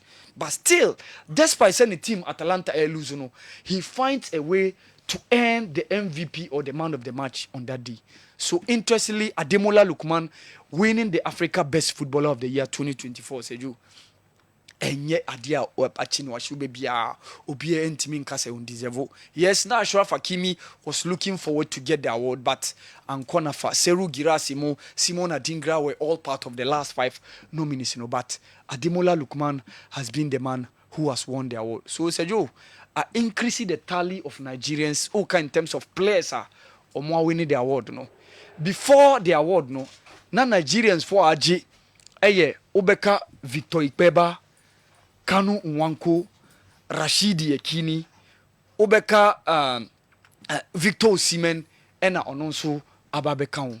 So, Sergio, Nigerian players have won the award consecutively on 3 occasions. Obeka Emmanuel Amunike in 1994. Even before that, the one a calf Edemanu 1993, it was Rashidi Yekini. Then Obesaba Beka the year between 1996 and 1997 when Kanu Nwanko won in 1996 and then Victor Ikpeba won in 1997 and the latest one was Victor Osimhen Ademola Lookman. Countries miensa no more players are consecutive. Cameroon, Morocco and Nigeria. But Nigeria for no iron in Prensa. Cameroon did it in 1979 and 1980. Jean Ongene won it in 1980. Even before that, Thomas Ntomo Nkono won it in 1979. And Obesanya Morocco, Ubenya Mohamed Timoni winning it in 1985, and then Baduzaki also winning it in 1986. So countries see and among players are consecutive, okay, like Obeka say, we are all pass the baton no pass it to their own compatriots. So Sergio, ama Nigerians for no tally no akosoro. In terms of Omama winning awards, Kanu Nwankwo Ajimu Mienu, he won it in 1996 and 1999. And of course, Rashidi Yekini, Emmanuel Amunike, Victor Ikpeba, Victor Osimhen, and then the latest one is Ademola Lookman. But Sergio, overall, Cameroon Ewa awards no dudo Ubia because Samuel Eto'o Ajimu 4, Thomas Ntomo Nkono Ajimu Mienu, Obeka Rujamila Nso Ajimu Mienu, Theophilus Abega and Jean Ongeni. But Sergio, adia Kenya na me interest Ghana fa the only one we had Mohamed Kudus ebenya ne din among the 5th pro na. Recently, since 2015, emu saying ye koye awards who Ghanaians ye making inroads. Ni nyina ka decline na ye ka about your football na abafom no. Consistently, those years in the 90s and the early 2000s, we were always there. When who abedi Pelea, ube Tony Abua, ube Samuel Sekofo, Michael Essien mube shemu, dede ayu mube take over. Okay. Paseju ene, esiniti ase. Abafom, si ekoye CAF awards eni munyam share bakwa ebenyan kwa eni the CAF people Mohamed Kudus dinyabe wom no. Wow. Seju. All right. Yaba form. One of the things I say because this is a country that we make inroads. Your players are who call the shots, who give top performance in Europe. Yakoji edin, yenya players are ubo se free Ghana dia. Na ube so bia on free Ghana ball Ghana player team. But and Seju, and only one of the things are going forward or more football no. Okay. Because when you know part of the decline with football now abasono. But say your fifth pro no, I think that there were people who had concerns. Who more the more William Trust echo down the DA or AFCON and the DN count no say you. I think that a lot of people were disappointed because at least on now they are expected to see his name among the best 11. No? Okay. So on 27th of January, say you next month could group the Africa Cup of Nations 2025 group road. But as I said, encounter major this Ghana for be and share interest in Morocco next AFCON. Competition be between December 2025 to January 2026. But January 2025 27th and a group that teams 24 teams from our qualify no. Unfortunately, Ghana is not part. And only I will say my own. This current GFA can do strange things, Pau. How can someone be banned for 5 matches throughout the month of November? That is Coach Bashiru Hayford. But still, won the coach of the month of November. The question is, was he at the bench during the ban period to warrant the award? Maxwell Mankasim. The way Abre. Now the way possible, sir. Maxwell. A better than a ban will be for 5 matches or 1 month. 5 matches, they never brew 1 month cry. Brew 1 month day. It means you don't need bench or cry day. What can I see? Now 5 matches throughout the month of November. Now November, how many matches in November?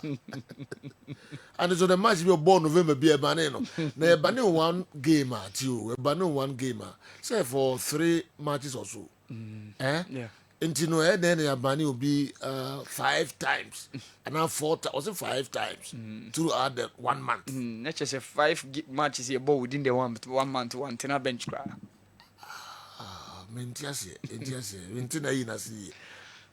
Maxwell, now is it true so? Says throughout November, Bashir River and Trump bench, because now on a band and minima de you better what can you better say no cry be a more and a sign it here which me winnie coach of the month amana na sign out there bow Maxwell Mankasim Zekov Muhammad anyway Abba boss. I totally agree with Dr. Franco Naro. Hatchfolk standard is very low because our board led by Togbe Afede has decided to invest more in infrastructure instead of our main team.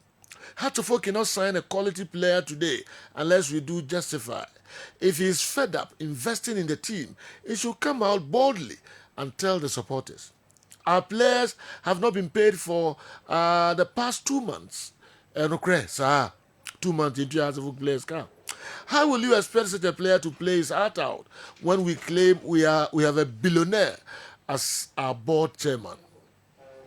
Hatchfolk has lost 4 consecutive times to our bitterest rivals, Kumasi, Asante, Kotoko, and they are there on the board as if nothing has happened. This is not the Hatchfolk they took over in 2011. Zekov Mohammed Edway Ebaye. When you review way Emame, Coca, SA. This is the 3rd time Kotoko has beaten Hatchfolk 4 times consecutively. Under Dr. Kwame, Kotoko defeated Hatchfolk 5 times consecutively. Is that correct? And the moon Mame, Coca the Abrams is here. Oi. Nana Jambibi, SA, under Dr. Kwame, Kotoko SA had 5 times. Coca, we are sure. Okay, me kwaba ye obebre ID ebebre mo Kessben television. Kessben 93.3, Kessben 92.9 Accra. Dr. Edmond Arthur Atrasi wa pro minimum kakra wa just in the chair ni ye kakra wa smiley. Doc, Sergio, about you say oye. Watch on your mobile. So come up. We see to them say we back 115. Wow. 120. Hey, I see.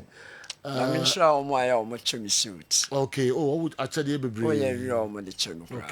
Yes. Okay. Conforming be chimney suit and a shoe. Wow. Shoe, wow. Yes. Conforming some shoe suit, but don't touch him. Oh, nice. Being so I'm Yana Toman. Okay. Me no closer to worry. Oh. Okay. Yeah, and then now the Ebre Bam of Gilead, Bam of Gilead. Vini gay. Whether no among for Obia, yes, I'm telling you. What they will mean. I'm telling you. In fact, and no time I'm free, I had no more coin and I'm in it. Yen Pentecost elder Bako, a medical doctor, or rich hospital. Na ye didn't come and all balm of Gilead vinegar no biogen.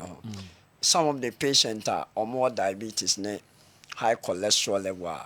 What the mom alongside with Omunra or Monum when you exceptional results. And he was so impressed. So he was asking me the composition on how I no name, and I'm so. A normal vinegar bed, but details in it, a rare day, even though me out down. Okay. Open them out the. Oh, yeah, on say a unique. Yeah. But and say a surprising call for. Baby, acetic acid will be no starch a buffum. Okay. Acetic acid, a boama, sugar level a buffum. Okay. And only any biogen vinegar. Okay. Baby, vinegar beer most of the time, acetic acid it won't be no. The amount of and I said the volume of starch a bathroom. Okay. Now I think say and you're promising for say a chief for near for say anka you befa testimonies kakra. Yes. But you mess up say and the mamen kasamfa kunkunte ho. Oh, okay, konkonte. Yes. Me kasafa kunkunte ho na. Na me boa o china na nesu. Chairman Kwesi Badu tie ni ye behwe gobe. Risky fit. Ye behwe gobe nso. Yo gari. So yo. So we di nnuane mienu we a. Unwuda. Gobe. Ene konkunte. I'm telling you. So yo. You say Kofi Brookman aduane o. David. Wow. So yo. Aduane pa. Ghana yo ade papa. I see. But about 21st century, your choices are you making so bad and poor. Okay. Aya de bia me kase nyankopon wa mayen kon. Okay. But eba apom den pa we still worship a part of the contribution we are bemonya apom den. On say the moment yene as nyamem call for crampo no. Wa fa nyame se o papa no. Physically no. I can say spiritually no. We secure your life. Obi o say yo asase so aye we onye bibi andi into where do you come from, where do you belong? Be ye ne aye ginyame di say oye yenwura oye yen crowd of pano honhom fem no ya secure your life. Okay. Be wo kenkan Bible na ana even Quran na nka me try say me quote when I can say sura no bet me refi wonim o kenkan Bible na wo se yen fa suro ne ahompopo nya yen kwagye ho adwuma once ye di kan enya nkwagye o be wan fa suro ne ahompopo anya nkwagye ho adwuma be firi wonsa suro ne ahompopo ne yedai you see faith cometh by what? Hearing. And how do you hear? You have to watch and read. And to obey me at to jide mu a ti sa wo kenkan the ma wo kenkan no na wo nya jide ana wo kenkan no so knowledge is power e ba so when you to me say we enye we menye eno is spiritual be ba physical nyame ama nyansa be de wodi wani hu de wodi hwini hwia de wodi wonsa etachi ana send the signal through the nerves na ma the central nervous system, the brain say, take a decision way. And to the kind of decision and that choice I will make no. A bet me up to life or death. Okay. But do you know something?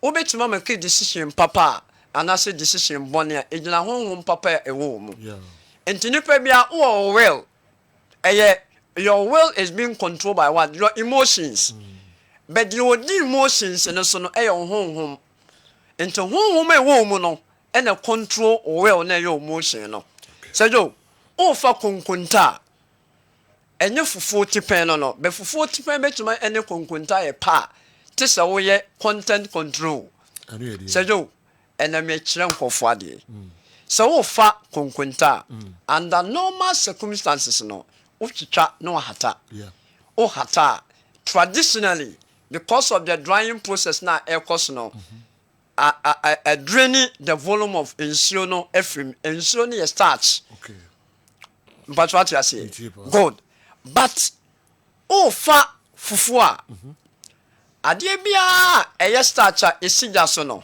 the more a boil no boiling process no anaasɛ cooking process no ɛma starch no volume no ɛba form but ɛnyɛ entirely off bɛfɔ konkonte deɛ yɛtwitwa yɛ hata nti sɛ yɛtwitwa ne yɛ hata na sɛ mayɛ external content control through the activities of the solar energy anaasɛ drying medium bi a me use yɛ na mate starch ne so bɛsɛ mepɛ sɛ fufuo ɛyɛ bɔɔdeɛ fufuo bankye fufuo menkani fufuo ɛne bayerɛ fufuo ɛne konkonte yɛ pɛ a te sɛ meyɛ content control content ne kyerɛ sɛ ɔnse madi kan kasa fa the fact sɛ wobɛfa acetic acid a is good anaasɛ wobɛfa biribi te sɛ vinegar memfa no normal vinegar vinegar biara ɛwɔ acetic acid biara no ɛyɛ ɛnɛ mepɛ sɛ mekyerɛ nkɔfoɔ adeɛ kakra sɛ yo sɛ wofa ankaa anaasɛ lemon a yɛde twitwi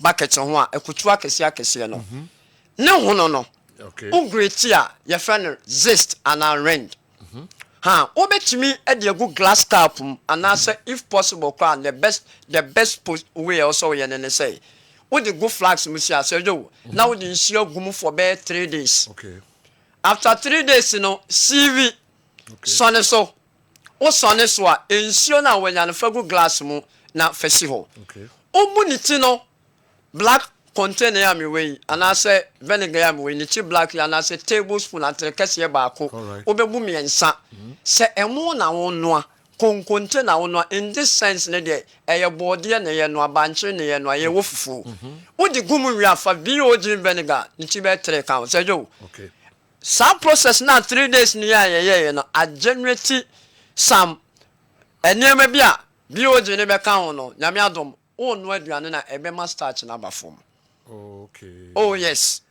Ama abesisa konkonte. Ama fufuo na starch na ewo mu no dɔɔso no. Ɛbɛte aba fam.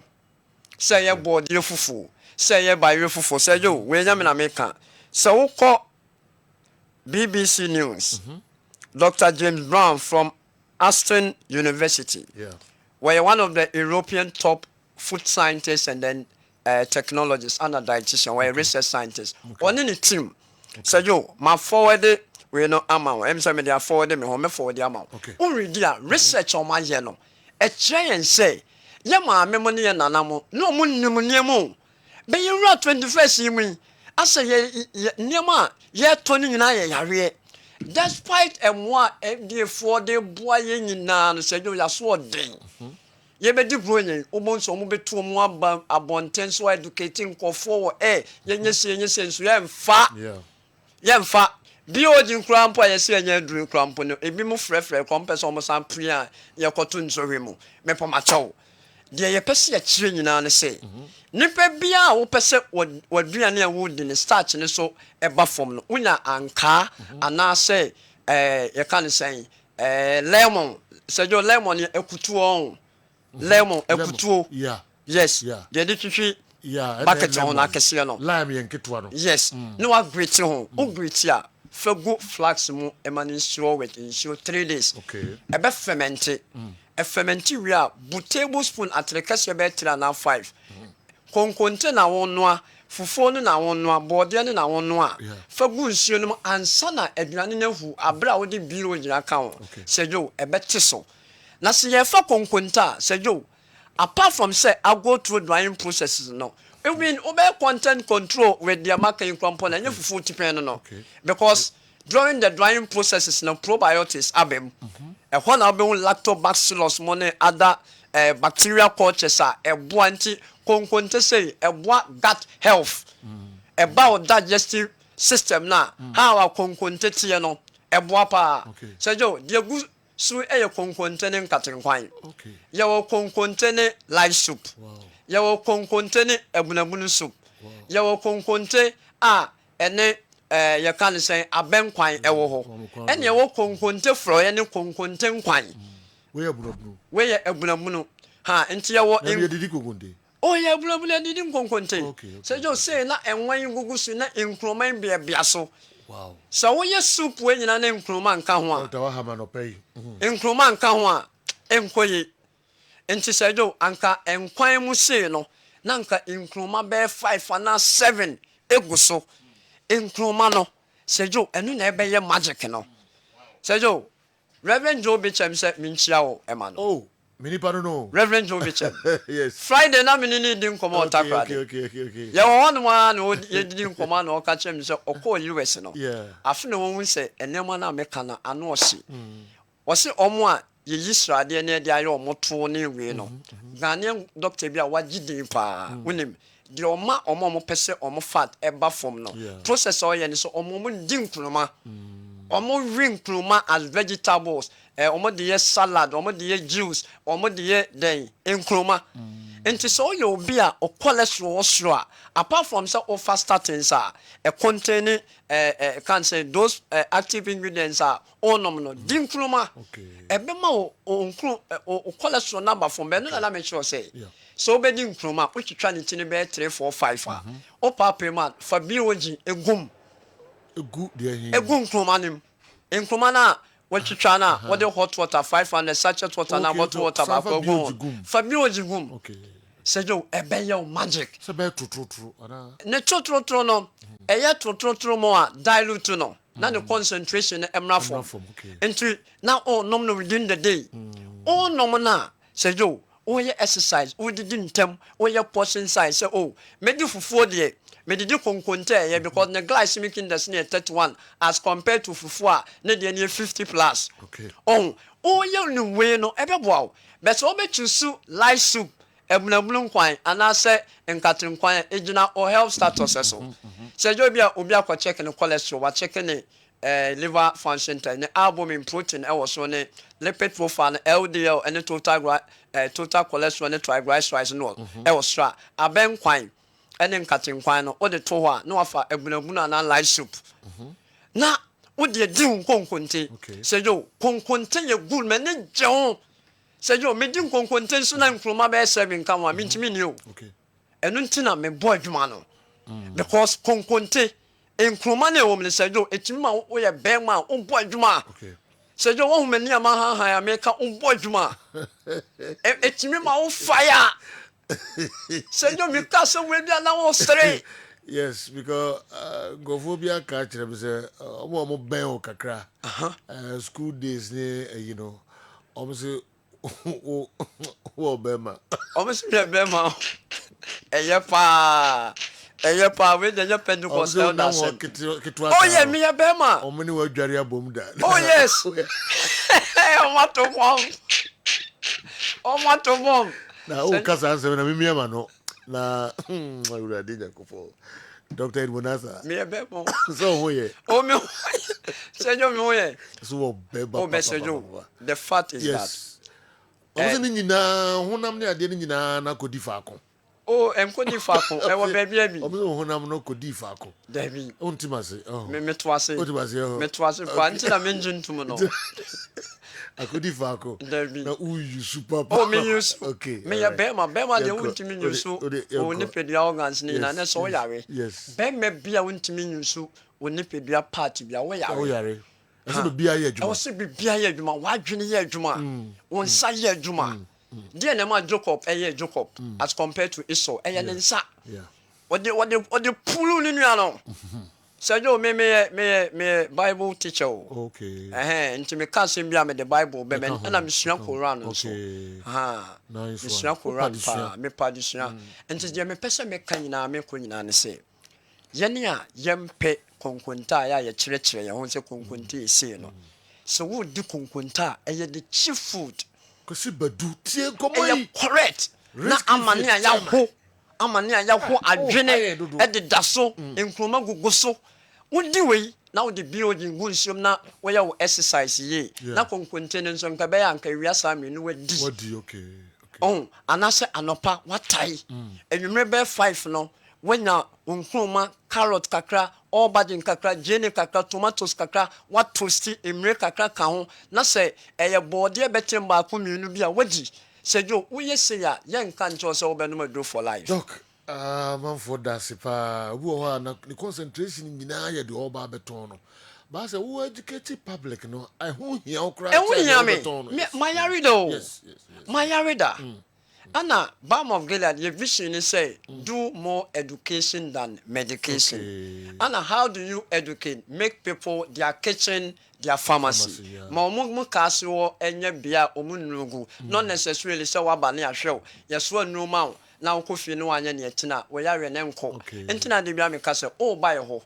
Not the eventual class edition, Uniswa member. Okay. But I can assure people 100% say, you. To the glory of God, no the much am wesia. Obi oba obi anya 100% results. Enu nti no ye kodi bronye. Udin hye no oh yes.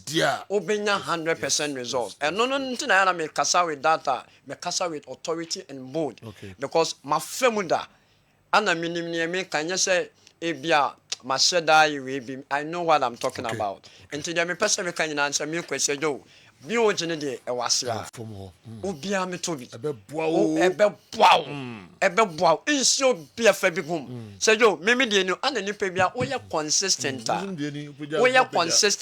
eye pa consistency eyo obi o wa na wo ye ogun lo chena no wa mia wo kakra e no boa hwehwe ni mu enye man ntoto so. And how do you make it to so? E also your commitment. We so committed to that. E basa wobetimi make good decision ema ade atena so a ha no waka baba ya kire no say you number ne 0539 86 38 0539 86 38 and I said 0240 51 21 71 0240 51 21 71 nto mo ba se ha Asila house ebi wa ha and I said Asila towers Ghana ha be bia nso mo be free bia no ebi o mo nkai say Xmas promo ne no auto bio gene boxes a yama t-shirt yama eche ne ye de pull e kan say posters ene we yama kai se enye duru e food puller opese we dry we duru no ma bra hospital me nya usika kakra dia me hwe ma ho ato se jo me da se bebre pass opportunity a we dey amai e tie for family omfa na ebe boa mo pa vinegar no munum bi mumfa bi nsuo munnom weda ne nye enye aduro ne mama ya food product yes ne ma ebe se de be sia boa o we no untimi edu be na se de we de mi twa no enkofo kan se mi ne be tena radio so say ne ye kokan wan hwe ya so be ye shi aha But we can now assess my communities in Nina, says community gala, football. Wow. BOG vinegar, the no Jim yes. Communities no abohonka organize it na ya bobo. Oh yes. Na enche betu nka ewo Christmas and New Year. Fantastic. Yes. And who some so no. And until call healthy Christmas and what? Happy New Year. Healthy Christmas and happy New Year. Okay. Into the Christmas New Year, now the running year with joy. Yes. We see come to try a bassa, which may treat your street and I and also.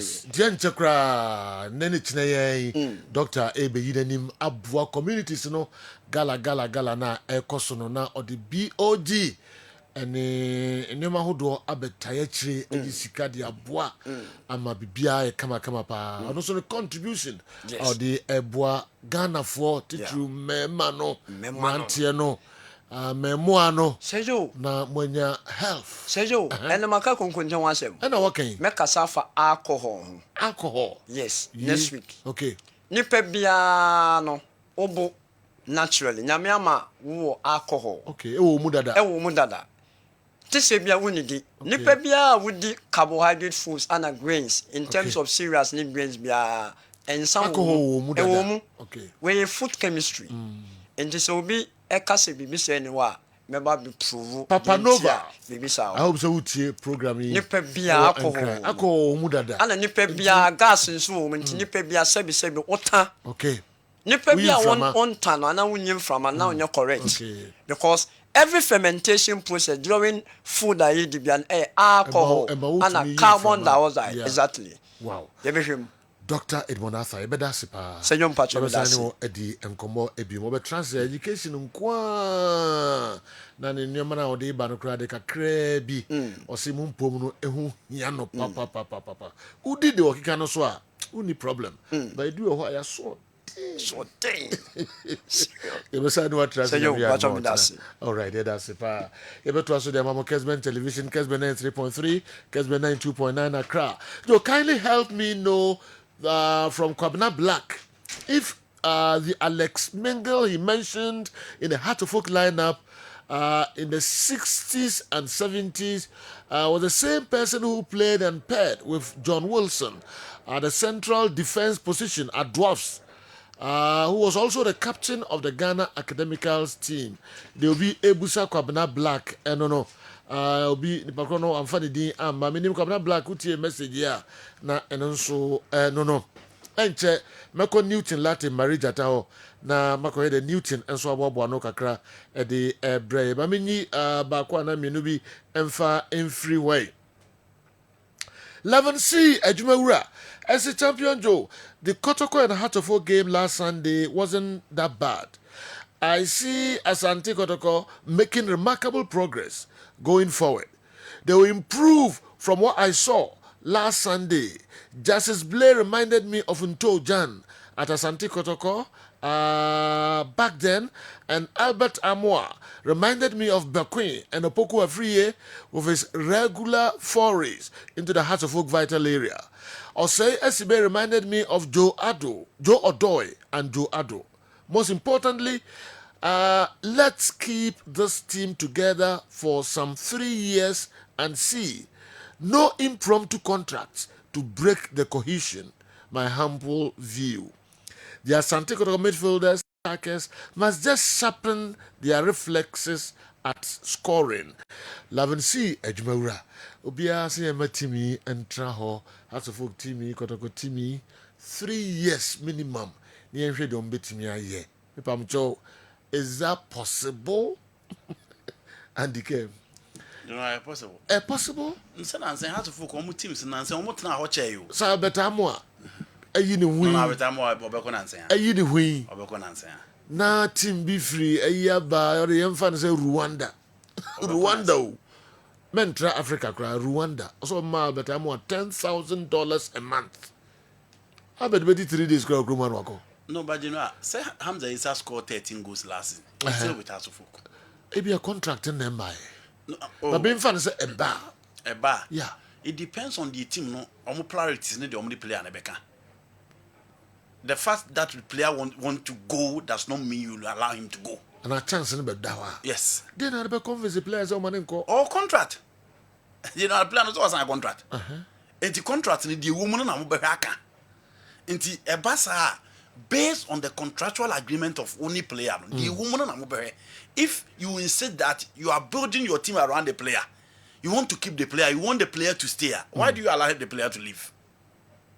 So when he has cast time, no fun area. At the end of the still you are pushing the player to leave. It's simple, so the whole canon. You know, and yes, simple because you see Kessben of him. But I'm saying that the House of Folk team of Fatau Mohammed, he played for House of Folk for not less than 6 seasons. Roberto Adusowa played for Hearts of Oak for not less than 7 seasons. Okay. Muhammad Alassa played for Hearts of Oak for not less than 4 seasons. I've been doing Hearts of Oak for how many years? We should be on a contract, then, my. Do you know? Na contract $200,000. Or the $200,000. Boo. 400,000. Yeah, they bro for this player. But you know, see, what kind of someone natural? Yeah, who players are Peter Amidu Aqua. Because our players in this season only a deal first. But so mama uncle. Oh, okay. Only a deal first. Players no more to coin in a deal job. Yeah, but it's still what Koto. I'm not saying whether it was good or not. And then maybe affecting the performance. Yes, I still think it's still affecting the game. Yes. It depends on how your system. They are very difficult. Yeah. Your system need to be honest. So say $10,000. Yeah. Hey, you know 1.4 team look great, $300,000, $400,000. Untimin Edding because you know your players. How many of our players in a team about 2 seasons to us or my idea? Say be a boss season we no players who you hopa. Yeah. The following season, some players na Kasano, no more performance in start to say. Until you consider other factors. And this is Ubenya the body benya. And you know, players there, or $10,000 abane one. The attitude versus and only some attitude versus. But you know, you and only also who say player, you need to have a manager. Let him know the contract available. But unfortunately, no manager no cry no. Pushy.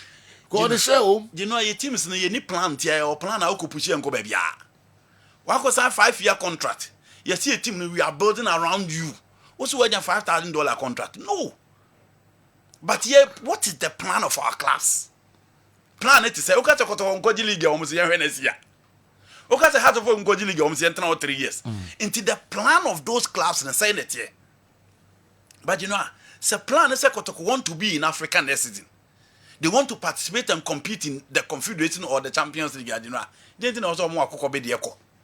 But that's I because you know, almost one the same one. It's canning for him but to pay all these bills. Andy. You know, from the player's perspective, I agree. Say be a dean to keep the players. Family pressure. Why pressure the be mount? You know, you know, say was structures near or planner, and no dear baby. Because say was structures near or planner. So family pressure, no, you know, and dear baby will be a ba. But you deal with it. Until make us in your play being in your deal on Mujanic. You deal with it, sign your money in their cost. And they said, you know, teams need to meet this Kasia Koto play a babon, Groba, Yabimo. Cabo.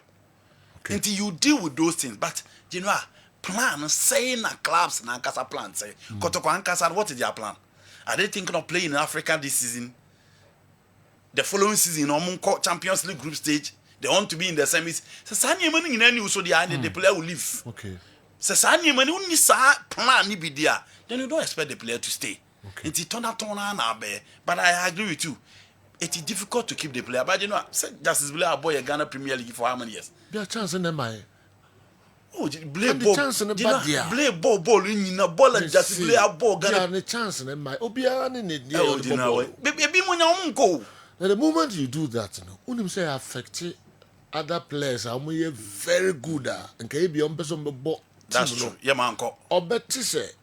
O say a player baho no nya chance ground person be ball. Enti ento to enema yi. Ti na meka say we need to do that with the man mada. You know ento to enema yi. Oboko team onya chance obeko comedy tumba me say ento to enema yi because se Kotoko stay and the Ghanaian clubs how do say the team about Champions League for 3 years. Obi antimi.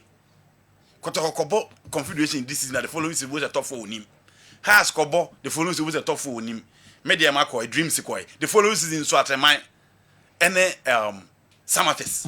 Into the BA changes. So when you have those players, I don't know how do you keep those players? But elderly players in the year be mobile Africa. Sundance players in the year be mobile Africa. TP Mazembe year be mobile Africa. Hila de be mobile Africa. Merrick de be mobile Africa. Into player ne value nankasa kosoro. Player nankasa ne value ne kosoro. Ne pay dems. And yema onya aside the salary ne kosoro.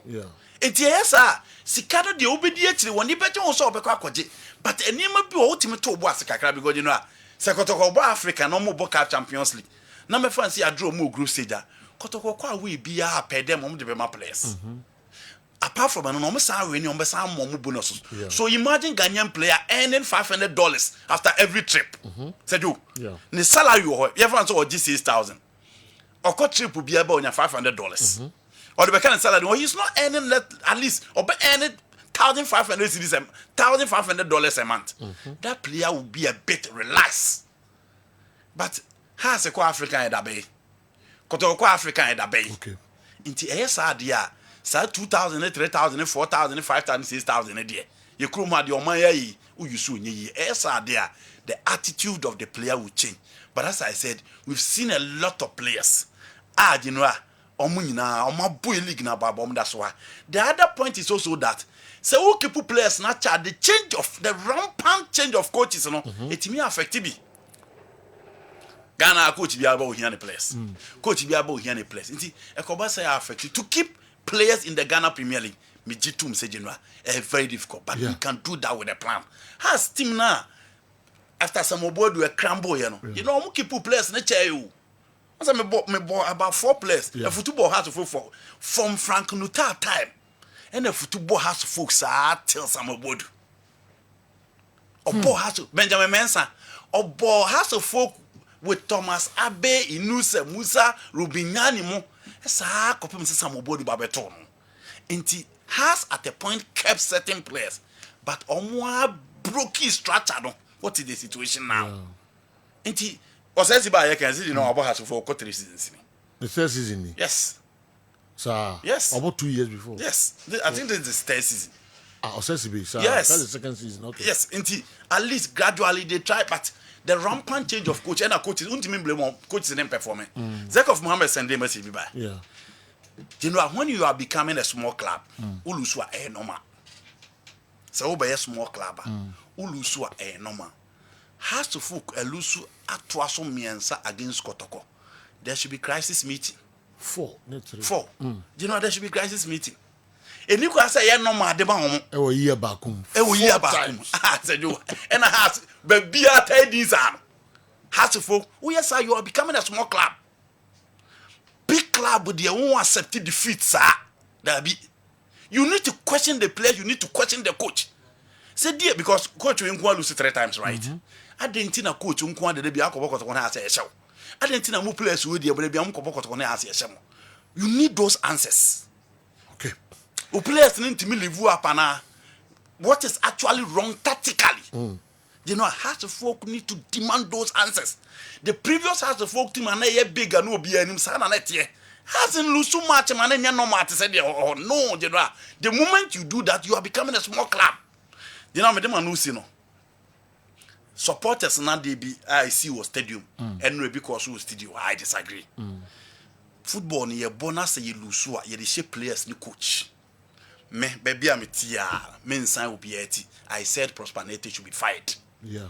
I said it emphatically. We recover beating Adriana, beating Future Stars, beating House of Folk. Nobody should give credit to anybody. The credit goes to the players and the coach. Almost 70-80% enko coach no 20 year omodia. Omoyede. Time and operations. General born on board operation and Yahweh. Kevin no SB. Obian send it to so be in videos. Then you are pressing a man operation am better more pressing. No, you know mistakes in the bag. Tactics. Tactics. You know I never born on mobile Kotokolu 2-5 Sankrofo na no more 20% no more. Kotokolu 7 times last season. Sankrofo na almost 20% the where were they? 20 times behind. General let's not credit them. Give credit to the players. Abetamwa, from the word go back and watch the game again. He pressed from the first minute to the last minute. And on the catch as Franco said, the hallmark and the characteristics in to say Alessa Samama Kwekwe. You know, the way he pressed, the pace, the dimension, the directions of course or park. Or say to be mistake we were yeah. Or ye be what 3-2-1 him. Or ye be what 3-2 him. This is his 3rd time. And the new Tiaka also ye be games yeah visible. To Nipa Bebe, or ye error prone defender. He's a typical player like David Lewis.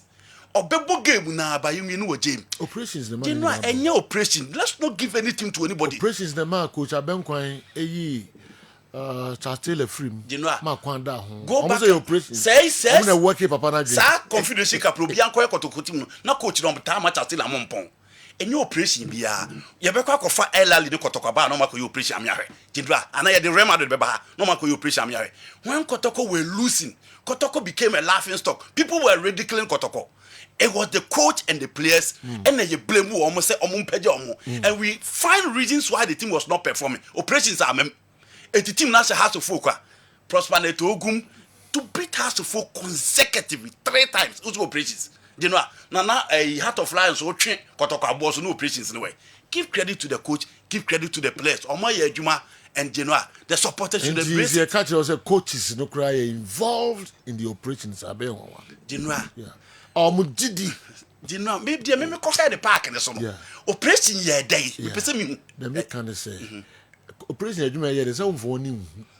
Say operation e ko ye adwuma no ko ye da bi. But almost say work on players ni bi. And I didn't na referees cry no say it's me working on them mama. Do be on nam park so nim do ye cry. Nti me guys are call a referee, a friend say police ni 10 gram. Yeah, you madam for the otata for no.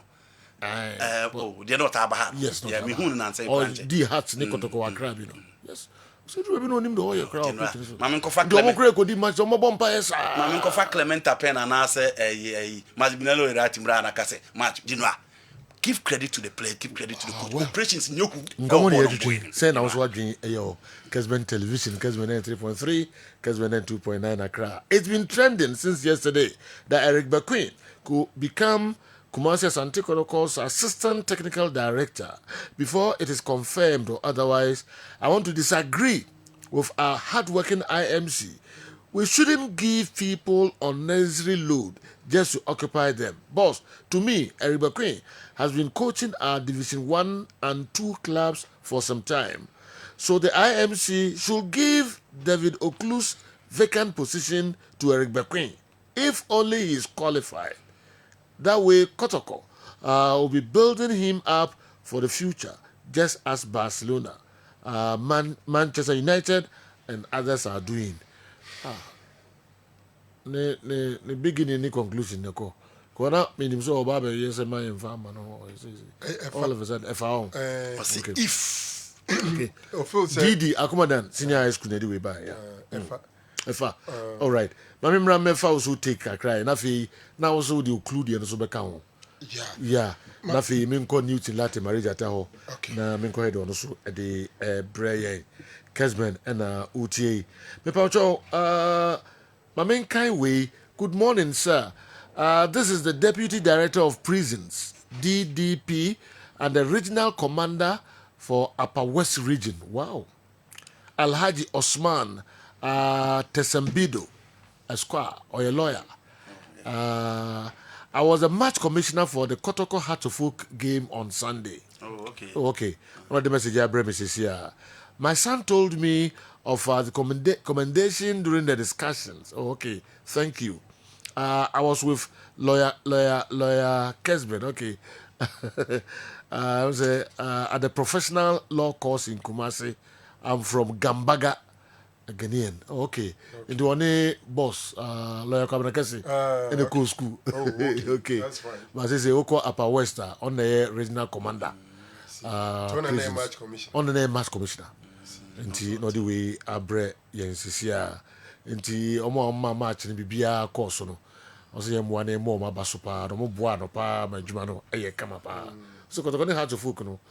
Ya anti basa bia ni kiki bia. Yeah. Nti no mu we na referees no omo AC clause. Yes. Big yes, you so okay. No, busy they were jubilating. Yeah. They have had a successful game. Yes. At their discretion. Yeah. It's Alhaji Osmani Tesembedo. Esquire, yeah, there was a pa Nakopon Shroud. Na omwa de wo ye bia. Ona na onti ono na oni coacha eyi wo ho no. No coacha e chance referee na penalty say you know. Oh, okay. 10 gram pa. No wa. So wa. South pa, yes. Now, you shake a cry na me. Next time we are munya careful now. Coacha. Oprio will be a match commissioner. It's a ni paketwa. So on the position. The last time I had second division match or West School. Yeah. Match commissioner no Asqua regional police commander. Wow. And another match commissioner. Wow. Police yes. So and I say police. Anyway, Alaji Nejina so Upper West Regional Commander. Ghana prisons. Coach, only know yes or no. Yeah. Oh, I would try when I'm coach. I would try service anymore. Yes. Service anymore. Go. I will try. Yes, I bet. Alaji Osman, that's pa. And mo boy Juma pa. So it's calming him down. General, my main and you know. The kind of the issue of say among keepy players for long near the general a club as Antikotoko must have a model and a plan. You see, Kotoko club will be a model. Now one planning waller, one we are the opposite unya. No question say general. Gate process, baby Akotoko pes would do. Any baby ne tipen for any competition drew in terms of secretary any player tono any gate process as sponsorship ukruma and so form. Okay. But nina so yesikase. So I'm thinking that Kotoko should have a plan. This is the immediate plan to be executed probably in the first 3 years or the first 5 years. Okay. Then you have a medium plan and long-term plan. The long-term plan usually is baby eventual. Okay. Me say after Kotoko pam players or matiti team or new players near deno. Benya pa looking at the sources of funds that are available no, and can be our first 3 years. We at Titon. We start with say yen Kotoko no ye fa players near ton. The Sikabeban who be a beton. And no de ebema capital. Fade no dear, ubetumi dear keepy players. And honestly, Mantia said that, say Osbeck in Germany, at the invite, a bread, a Kodana, a friend of Peter Amidou, no man a chance, I'm an uncle. If the team have a plan, not plan, or communicating it very well to their teaming supporters, I think they can get there. It be a first 3 years, no. Yeah, and the say.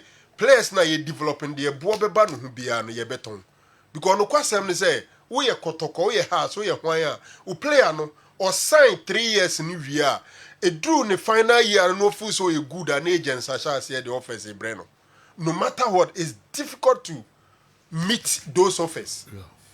There papa na Kotoko anya Richmond Lamptey wa ripe every time ese Kotoko ednya no so mfa so offer na Rwanda for one day breno no Kotoko can meet it. About $8,000 a month. Wow. How can Kotoko meet it? It me feel say in your first 3 or 5 years, your plan should be say ye team no ye develop players. The boabeba no be a yen capital. Say youth team no so mu ye no ma ye ni year. Players need developing and simple sir. Yeah. Ubema no some playing time in the senior team. With the Kotoko brand and Afrifano, when your national team call up, then you also need to have agents. The moment a team say you want to ship some players outside, you should have link contact with player agents. Okay. Number plan a career path of some players. In the team who was some 10 or so players are Moma Boma Dream Pose, within 2 years, we should ship them out. Na yenyesika team ni yenyesika we are afraid the obedu level say turn work keepy players meaning say a whole topic on its own, but what I'm saying is indeed at a point in time as ojo hutum say see idea yentumi ni alimo yentumi ni TP Mazembe ni enei or the Rwanda ni Tanzania teams no empre yanga no enti we want to have a model where we will sell players, make money and then come back and compete. Mami free honum na me mehwe di message no ne Bekwin. Yeah, you know ayi kakra. Yes. General, you see me nim say IMC no me smart in speculations are. So adwen is on person me Bekwin, deputy technical director. On say esisi Malik nkomo na oni ni di wa no so. Yes. Malik can say ono no sabi na ne afi. nya kwantuo nyinaa na obetime tu nti obenya akwadaa bi ɔte football ase na wadi na chinte du baabi a no wasoma no adwen no nya adwen bɔne but to give a position deputy or assistant technical director to a Queen general a non-starter, nobody should think about it. Okay. Because the minimum said the moment we say you are deputy to somebody, you have the powers of that person when it's not there. Yeah. As it say, the current technical team ebe reported to Malik and Eribe Queen. Eribe Queen, to the best of my knowledge, I stand to be corrected. Airlines is DFA no in the sea. The sea crano, a beggar now share Ugumasi or Honoman or an instructor. Or China dear. Okay. A very Bequeen a pet licensee. Okay.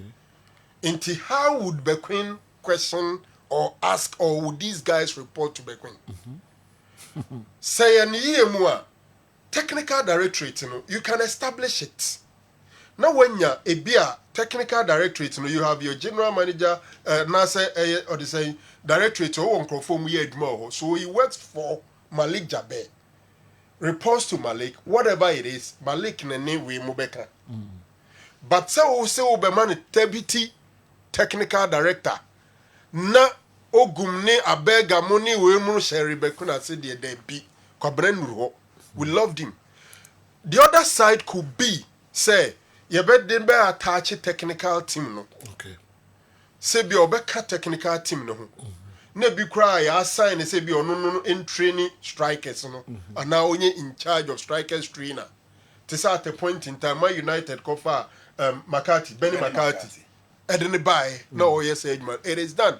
But no kwasem so say you can't technical team of Asante Kotokwa backroom staff and the head coach in the responsibility to put the backroom staff together. It is semusu say as a sebi or kosher backroom staff no and no their money head coach in negotiating. Okay. So you're ready say on anybody juma because in a way or kwashana say akusuye juma. You can't impose it. The moment you want to impose it, not the head coach name until say on your ready so on anybody juma. A match I do about nothing. Especially your chroma. Baby and Crawford Jidis and Nipan your bad, the neighbors are there, Najama, ye be plantino. No be ye bibia be yina siatre dear. Right. Head coaches all over the world, the global practice, and he said the head coach put together his technical team, and they are the people they trust. Wow. General, Sir Jamie also moved by Eribe Queen, deputy technical director, a non-starter. Okay. Because it's all over the place. Yes. Now the Queen, I don't know, so I'm not contacting her. Oh, he's been contacted. Okay. No, technical team, okay. Kwabra was there. Okay, I see. And no, I mean, Monday. Yes, I'm technical meeting, Kwabra was there. There's a Malik in Coach Ogum Eshe Bekriasi. It's a non-starter. Not even a license B, license C. Reported to Bekri. Come on, okay, all right. We see, painful. That's a Bekri. Said what kind of roles will be able to my play. Youth team, you guys. Youth team, no crana. Is it Kwabra good and he's enthusiastic about Kotoko? Only most from could do something at the youth team. Yeah. No, imparted that knowledge. Yeah. Then there will be a good link between the youth team and the senior team. Simple. And to one ye, a be a gene agripa, and minim so hini, Obenya na Kotoko former players and get to a mupese or mubaso more opportunity. Nanko mu building or mu profile. What may play key role, but we are more than a question. Now, Dr. Frank also answer a non-starter. No. All right. You drink today, and you talk ewa hano. Bamcho you beba David Ocludian so. Okay, dieba na fi emre woma na yedi nyina so abremo ente meko Newton Latte Marijata enso ho oso obeso ohwe heart of folk defender osesibe na odene hunsem kakra enso etudwa. Alex Mingle played for Mysterious Ebusua Dwarfs in 1969, 1970 and 1971 before joining Accra Heart of Oak in 1972. If my memory serves me right, he was part of the 1970 AFCON Black Stars team with the likes of Oliver Aqua, Joe Gatti and Robert Foley. He was also part of the men's team that played in the 1972 Summer Olympics as well. Kwamna Black na di we abreme abia wofe na etisɛn na me adom ye na so ye me adom so ye pa okay enti Grace Gift na ede abinom abrɛ Grace Gift Dr. Gabi enso ewa ha pamcho and then na wodi ebrenko for madite mu anche mfa enche me pa mfa enche me du bia na tia fa so sa that's it Sergio last week wamba last week yes enti edro ne kosi sen abi area ebedi nkomo mate ano pay ye chia ye tie for ni ahwefo okay Grace Gift Herbal Clinic na moti ye nken Sergio ano pay Grace Gift Herbal ye kasa trade na bemobuo de na nida so asa de ode ne yawe na china ne ho anto no ne age ne ho sika nyina na mpo osi onje Herbal Clinic bia ni organa ha no Grace Gift Herbal Clinic say sankofo no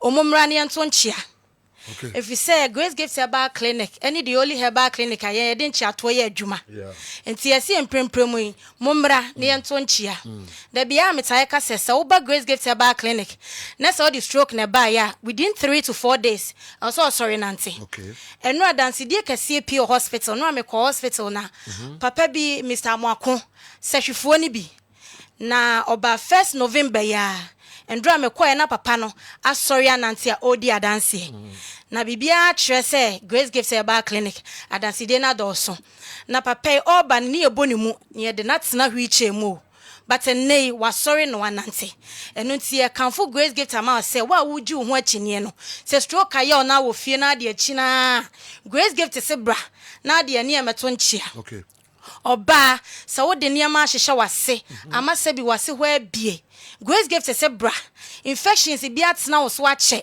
ama se bi oba wo tena se a na enka aba wase Grace Gift Herbal Clinic ye vaginal steaming brane nya obi no oba no wase won ye dey enche na wo confidence level as a lady no enkosuro oba man so infection bi atena wo so ache dada na wan treat no eno na akofa emreye aba no obenam no otototo memenu wa bonten ni nyina no enkosi aga Grace Gift se bra ne afa bibidro papa anyankopon de adom ye ewo yaso ye no ye fa ntu sa infection as ye den ema ho okay wow abi I don't know Dr. Gabi Sergio yes sir yes senior abi kana ye no kre obi ani me kira kwan say Ghana ha ye o miami no Accra ye o new Achimota Petroleum opposite Family Life International School and ye ban Kumasi nso aye o Hwim School Junction Barakesi Road ho ene ye den ye wo 24/7 ye adwuma your numbers are the adwuma no me person me boss one sana makasa numbers no 0246 518 003 0246 518 003 and 0543 32 00 0543 32 00 Sergio your numbers are the adwuma na Abigail can sembi efa man bi enra obedi adanse e clinic no kre oba 1st November stroke oba no ne abonimu ene de ne ba because no ntimi nante there be severe one ni bi but nyankopon ya adom no kredi aye di no ho ene nsem a sebi ka kire wo mo directions a di ma wo mo ene nura de peso ana bi mo mo didie mu nsem no otwadi ampon aboa ama wapeja aye den agina ene wasori yes nwa na nura no obehwe nipa boy bonkenku wo wa because omo ba no omo de adanse e den e bai mo mfiri kuro wem obi na ko ka kire wo mo because nipa di stroke ne bai yes ene ono ne ho toro ene ono so ko bo mama ne ene ko bai eno kre so saa de we ye sha se ye enya na wu ache Grace Gift ye ban stroke ni lifestyle diseases and award ya number 1 in Ghana e kana Herbal Clinic ni mo a number 1 because si ye ban pona si ye kasa e fa nuane ho enuro ho lifestyle ko ye esu atwa se wo dadadi e wa bramo mu no eno nko betuma ma guarantee am wo se no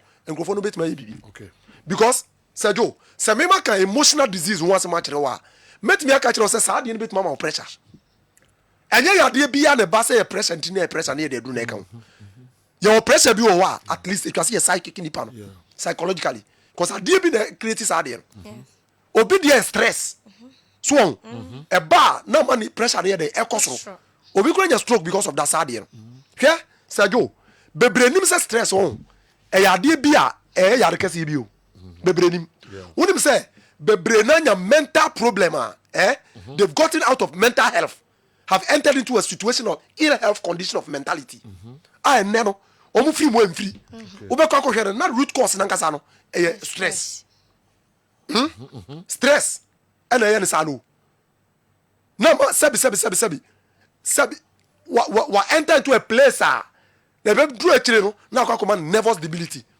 the nervous system no na ensiye didim na cover stroke ayi aba obi kura wo sa ade nti no ama brain power no ko form eti adwene kura wo dwen kura nya de ensiso se jo wonim se obo ade yare kura ne se ode ade wi eto ase ya no no wasa twa no no hwe so wonim se very good. One of the signs of stroke is ade no se stroke be your future yes it means it means na se stroke a nervous debility a nervous problem disease of the nervous system and a brain also a part of the nervous system. Yes.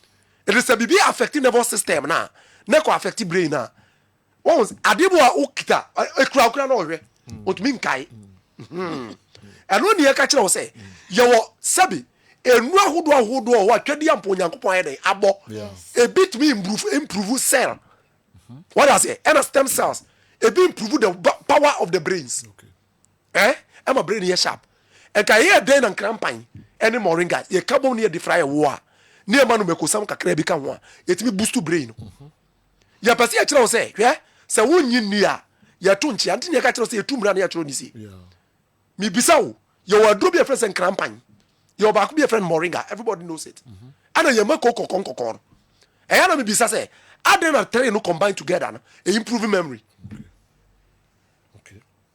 once empreme brain no obu a stroke ra ye na se obeka ya ontimi nkaya de ebe die sisi omo kasa yes so hu sa de we ye treat a etwase ehunu obi an ne de obu wa ne kasa re ma etwase ye ma na dura ebetuma aboa ama speech centers and a language centers within the brain no improve na kasa na ba yes obu ho a cognitive centers no asai etwase ehunu adura aduma no ene nuane etwase de ma no e ma cognitive centers na restore obu ho a center man ye educative no asai nti no bonso to ho a sabi onimade pa before say drone esa yare ne ye no ba yare ni nti ontumi nya twase ye ma na dura betuma improve sa memory no am at least obasa ababa intellectual ebiem ana biem enya no nko a se ne yakase lifestyle diseases ye ho adwuma no sanso ne yakase awo and reproductive system both men and oba nyina ye ho adwuma oba bu ho a because fallopian tube no mo asintie and then massa ya enyinse na onye de omfa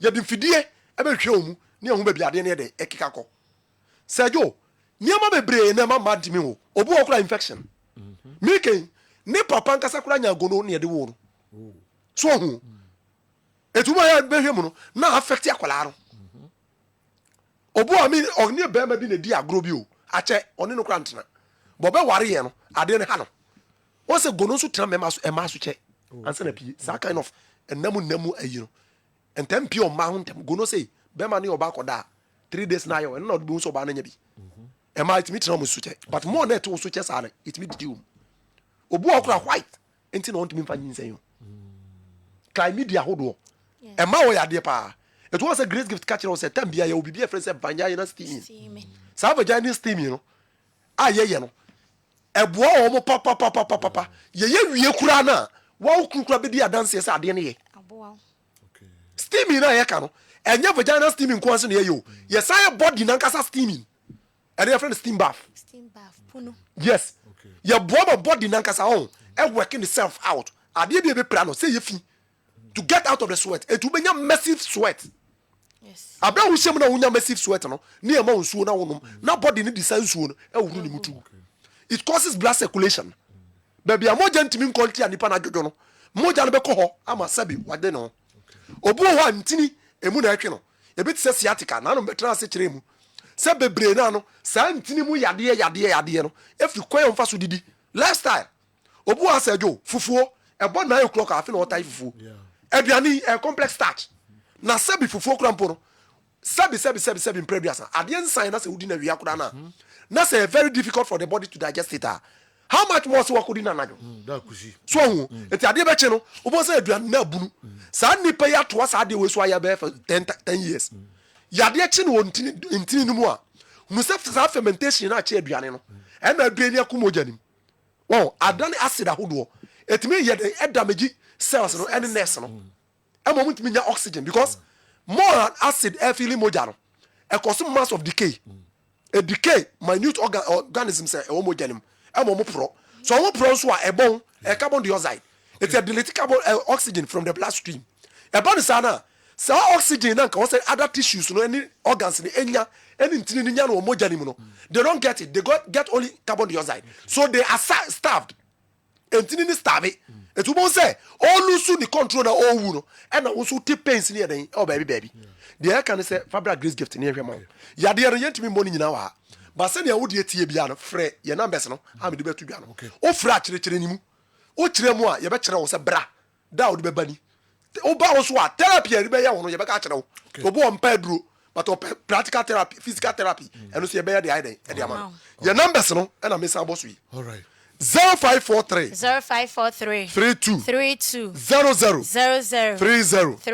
0543 32 00 30 and 0244 126 123 0244 126 123 and 0246 518 003 0246 518 003 Sergio, your numbers no any. Sergio, your numbers no. Oh, a heavy. That could secretly move for. Na no me musa say or best store storage mu yen say one fancy fridge in granary. Oh, there be any one fancy fridge man. Okay. Na esisi kama pa. Yeah. Ebe bosi simu ho adwuma pa. Ai kwa. And that day na we can no nipa free pass. Omo pebinye easy. Very powerful. Very integration be the 10. Papa. Then one for biamba. Next week maybe. Oh, okay. After Christmas. So next week after Christmas. Na my bro the main one no so honom. The main man dey fra kube no. Eno dey nya easy o. Se bi da me kunu dem o. Nti mema no, e ma mo tra se bro nya yo. Mo bra grace gift o. Oba bia no osre a. E ya bisa dey cause ofie. Se o se sara ko mo ni ku ofie. Me dada o. Na the bia big blood circulation dru. Blood circulation dru. Oni ase nyina akika kom no. One friend numbers no yes remo na oko grace gift wa abi ene dom o me ma sans me amekan ebi sa ne ma amekan ebi pa o de fatua na enye easy kra da kusi nsmp articulator bia free bush ba driver no se nwuram nam enka ho a em se oba sales nkra onye na da bia nam ye bunu so ono so onko fie ntem abe 89 have nan fufu I ready e wo fie da kusi all right abasa baba meko Newton lati marriage atahaba na meba na fe meni abasa so abedi enkomo abasa ni kuko shipa empre 9 na ato so afi ba kum ade na afi ba kum ase 2 season ebia no bitikam no osi bia no bitikam no osi 2 season Anya 1 season. That be 1 season. Sir. 2 season. 2 seasons. Okay. 2 seasons. But yes, you had the 1 season, 2 seasons as I show me 4. Oh, there we just was the eka. Hey. Must have got 4 to us. Yes. That be 206 to 207. You born over the league. Ewo wasi Erigo. Anya jumai mami. Ti Erigo. And I kept course. You show back to back 3-1 back with 1 day back on. And I'm going top 4. And you show more Sunyai Don Lewis. You know afraid. Don Lewis near show 4 206 to 207 4 times. Yes, I hold you almost 16 years in a class sports stadium. 16 almost 6 years. Yes, I hold you don't worry, me cover. Me ba. I feel like any by when I just no. Me ba me find out. Na say me out. Find out tomorrow. 207. No cre it was answer me na. Mohammed nom the messages be aba. E ha no mo hin ba ye boa. From 97 aba. We call Newton Latin married at all. I've noticed one thing in Ghana football. We all have to ponder. Apart from Asante Kotoko and Hearts of Oak, all clubs who have risen to the top once a while had been a flash in the pan or a 9-day wonder. Let's take Samatex, who won the league last year, and the abysmal performance in the Ghana Premier League this year. Mediema last season's champions, and their inconsistencies afterwards. Brekum Chelsea had their time, and Kosifri, Ediana Stars, Bobo, Asgold, Beyebi, and Kosifri. All teams like Oko United, Asasa Banyan Tijai, 11 Wise, Akarakachia, Karakacho, Hazakes, Hasmal, Wigodu, Cornerstones, Ebeye, all came to the fray once and tasted African glory. But where are they now? This means that Asante Kotoko and Hearts of Oak have done what well in holding their names and brand for a very long time. And therefore, propose or suggest that Kotoko and Hearts of Oak should have to be immune to relegation because they hold forth Ghana football. Do mark it. The day Hearts of Oak or Kotoko, one of them gets relegated, will be the end of Ghana football. Let them give Kotoko and Hearts of Oak all the necessary assistance to keep them, to keep football in Ghana going. New, so na also hokakra. All right, Chief. So now you discuss it. You come has for Kotoko game. You more dako, and for that matter, postmortem now. A 20-minute chat within 24 hours. So you discuss the game. No, dear Kevin Osasbe has been a major topic of discussion after say game no about on Sunday and you now discussion and say the performance no about 2 different pages. Bako or Yadia Pa. The other page, he gave probably the game out to Kumasi Asante Kotoko, and it has been a bashing moment for the defender. It be more Bobo Blaster and Komono say Uncle Blaster and I don't know San Komona Koto right now. Abbas himself a major supporter of phobia. No, 8 million and what to say Kevin performance no answer. Yembu peace. Now you discussing the game. No say. Yeah, now on the son of us, said the canon or yard or develop about 1 or 2 angles be of the game as a way. Now, or share the first minute of the game now, but more in your chance we say now at that time, no Cabana Tornetta, everything probably could have changed. But I'm coming now, so shall they create mommy.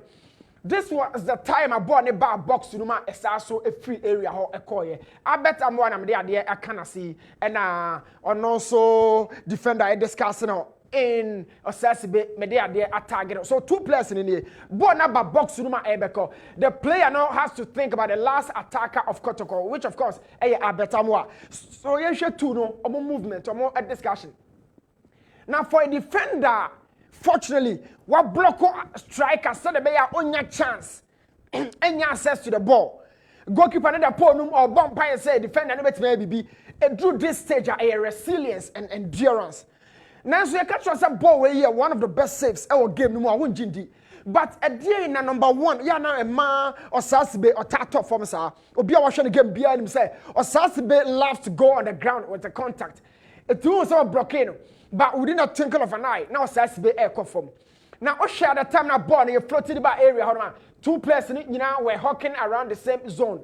But all sharing him with an idea set or that form abobon so that kind of downgrade, But I'm coming the key question is say or Sasibe or survival or ground duels, especially 50-50. Now a bass roswa we are very, very, very durable. Because of durability, when they didn't duel to say tussle, challenge 50-50, Emma will 1 time win it, every time no on win it, and hardly and I am not making fouls. A drew set or challenge for bossa.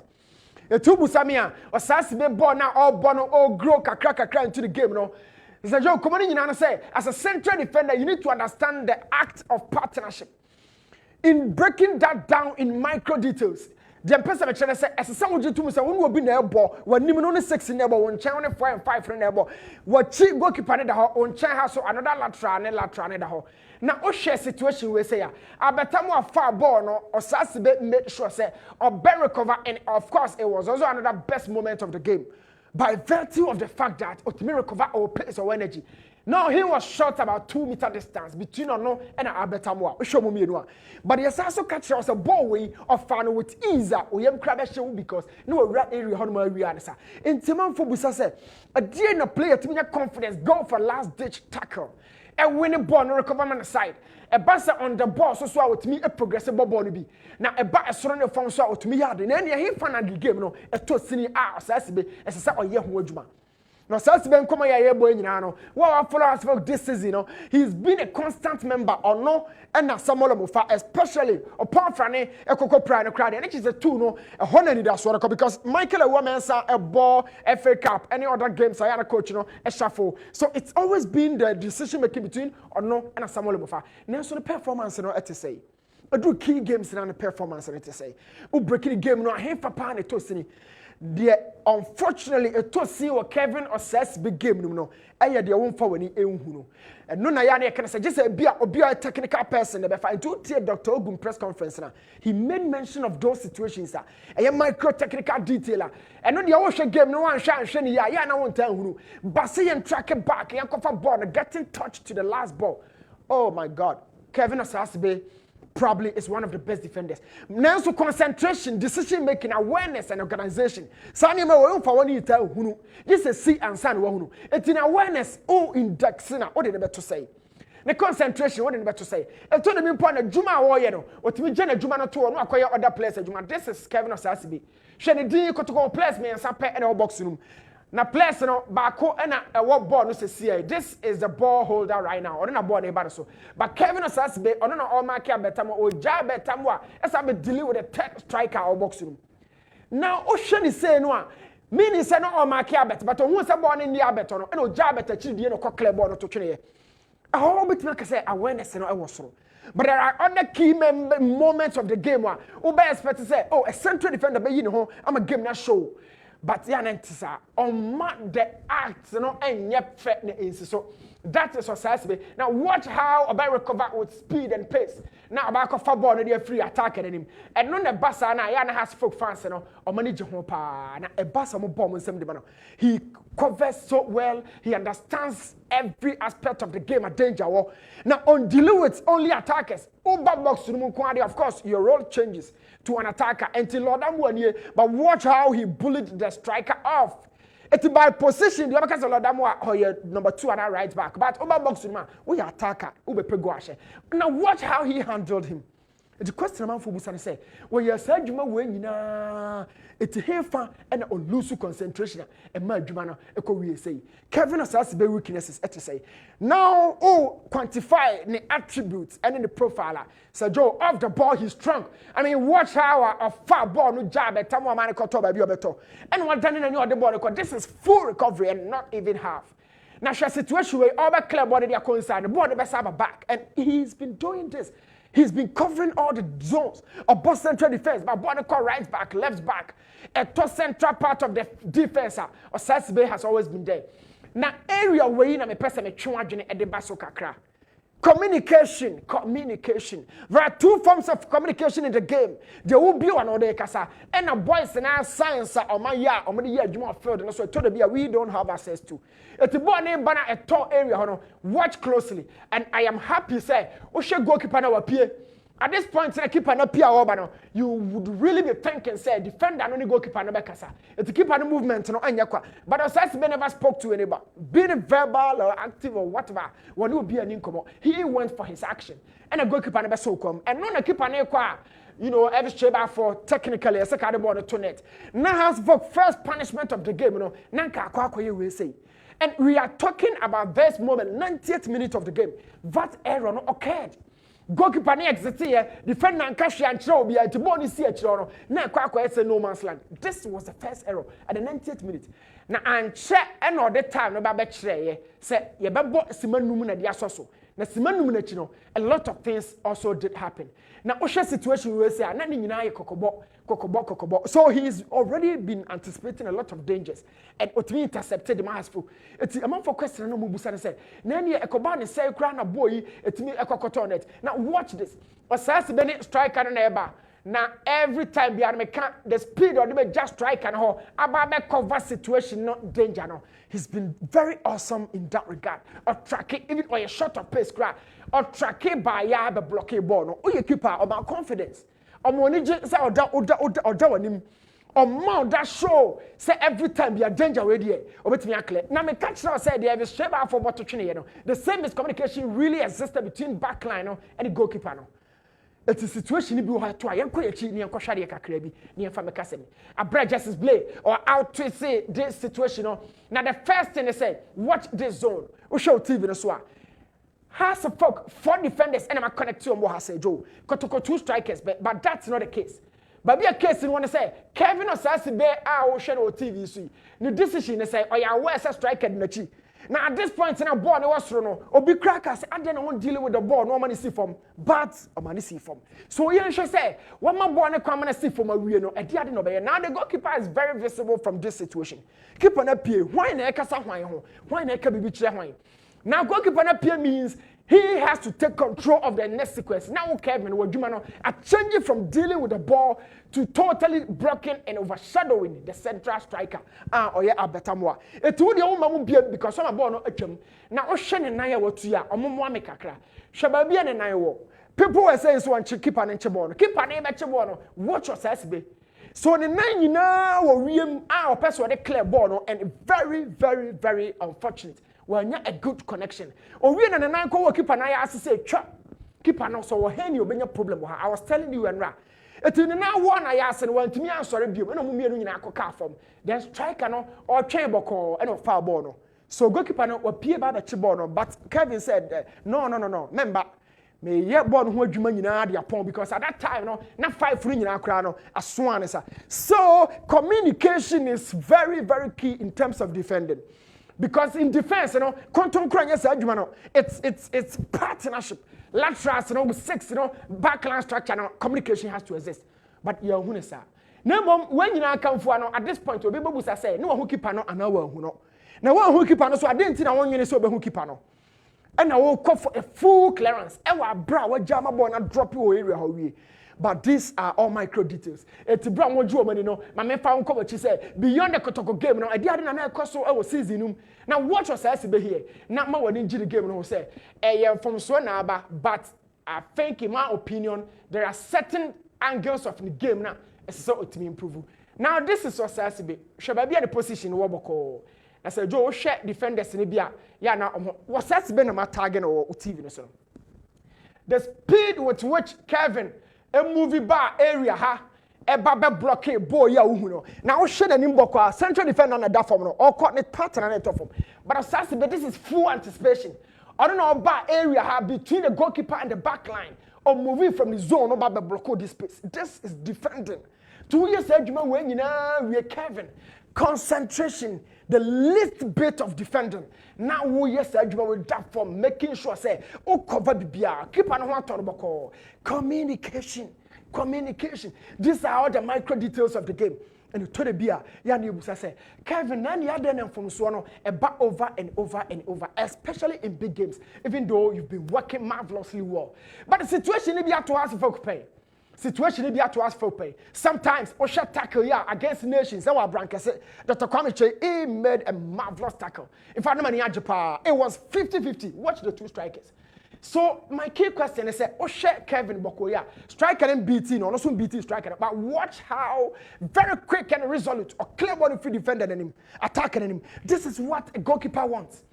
My problem is and then a Kevin call for every tackler ne to ananachi a top form.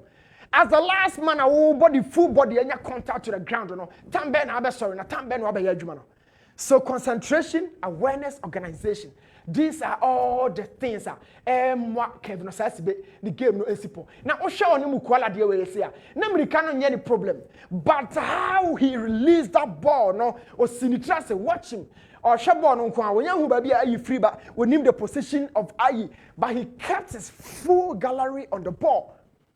Eti ba bia ayi free ba no onim. Ba bia na wo gina no onim and Osha mukwala to no bo asakra watch him. But my point is, at the end of the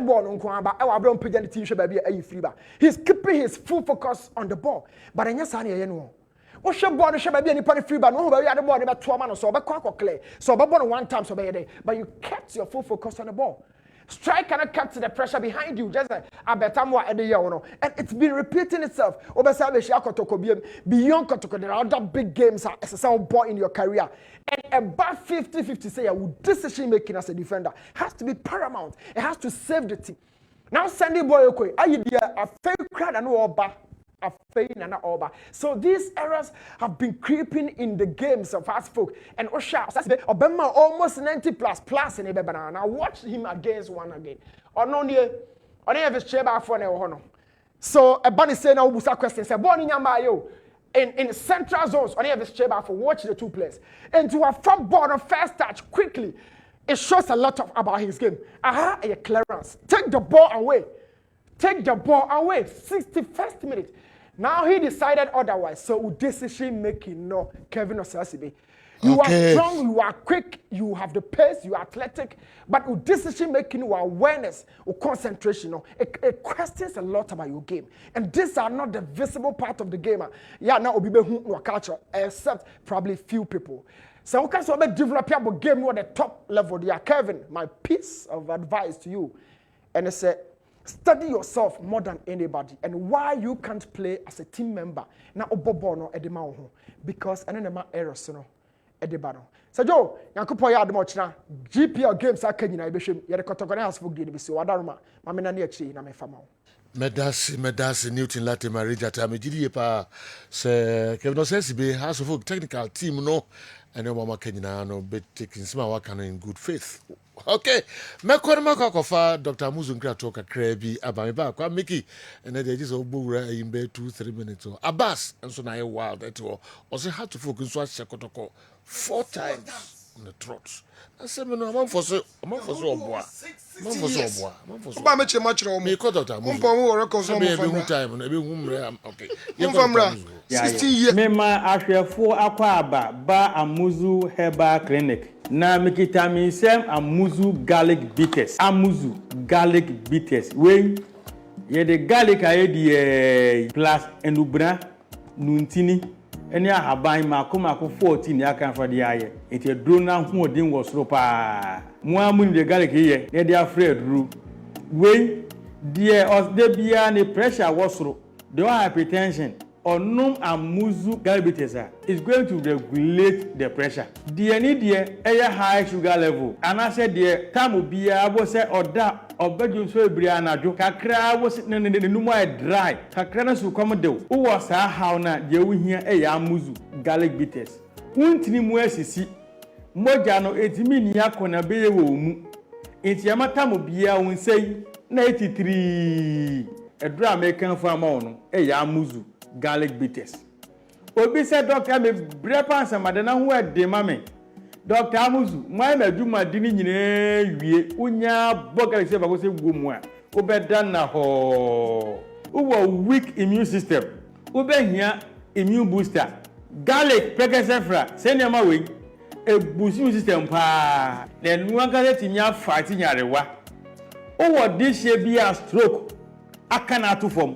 To miensama no. Odanti aka na wabre ne home wasoro pa na kuma ebose keep hey oda fifre bet ni pa na fifre tino de ohia ya Amuzu garlic bitters de ne to ase twetwe de pa yie de kan sciatic pains no ase sciatic no ne to ase twetwe no pa ababa na nanti nyina wonya Amuzu garlic bitters mo wie woye gyan ho aduma itema modi ho moja wie na awie ama body dey bien 83 what was radiana and I say high cholesterol why kesi abroso and I say bitamu biara bo se na oteso kan palpitation unya Amuzu garlic bitters no mu a say how ni nyina e be free ho eya na kakran refree ade de ohia eya Amuzu garlic bitters.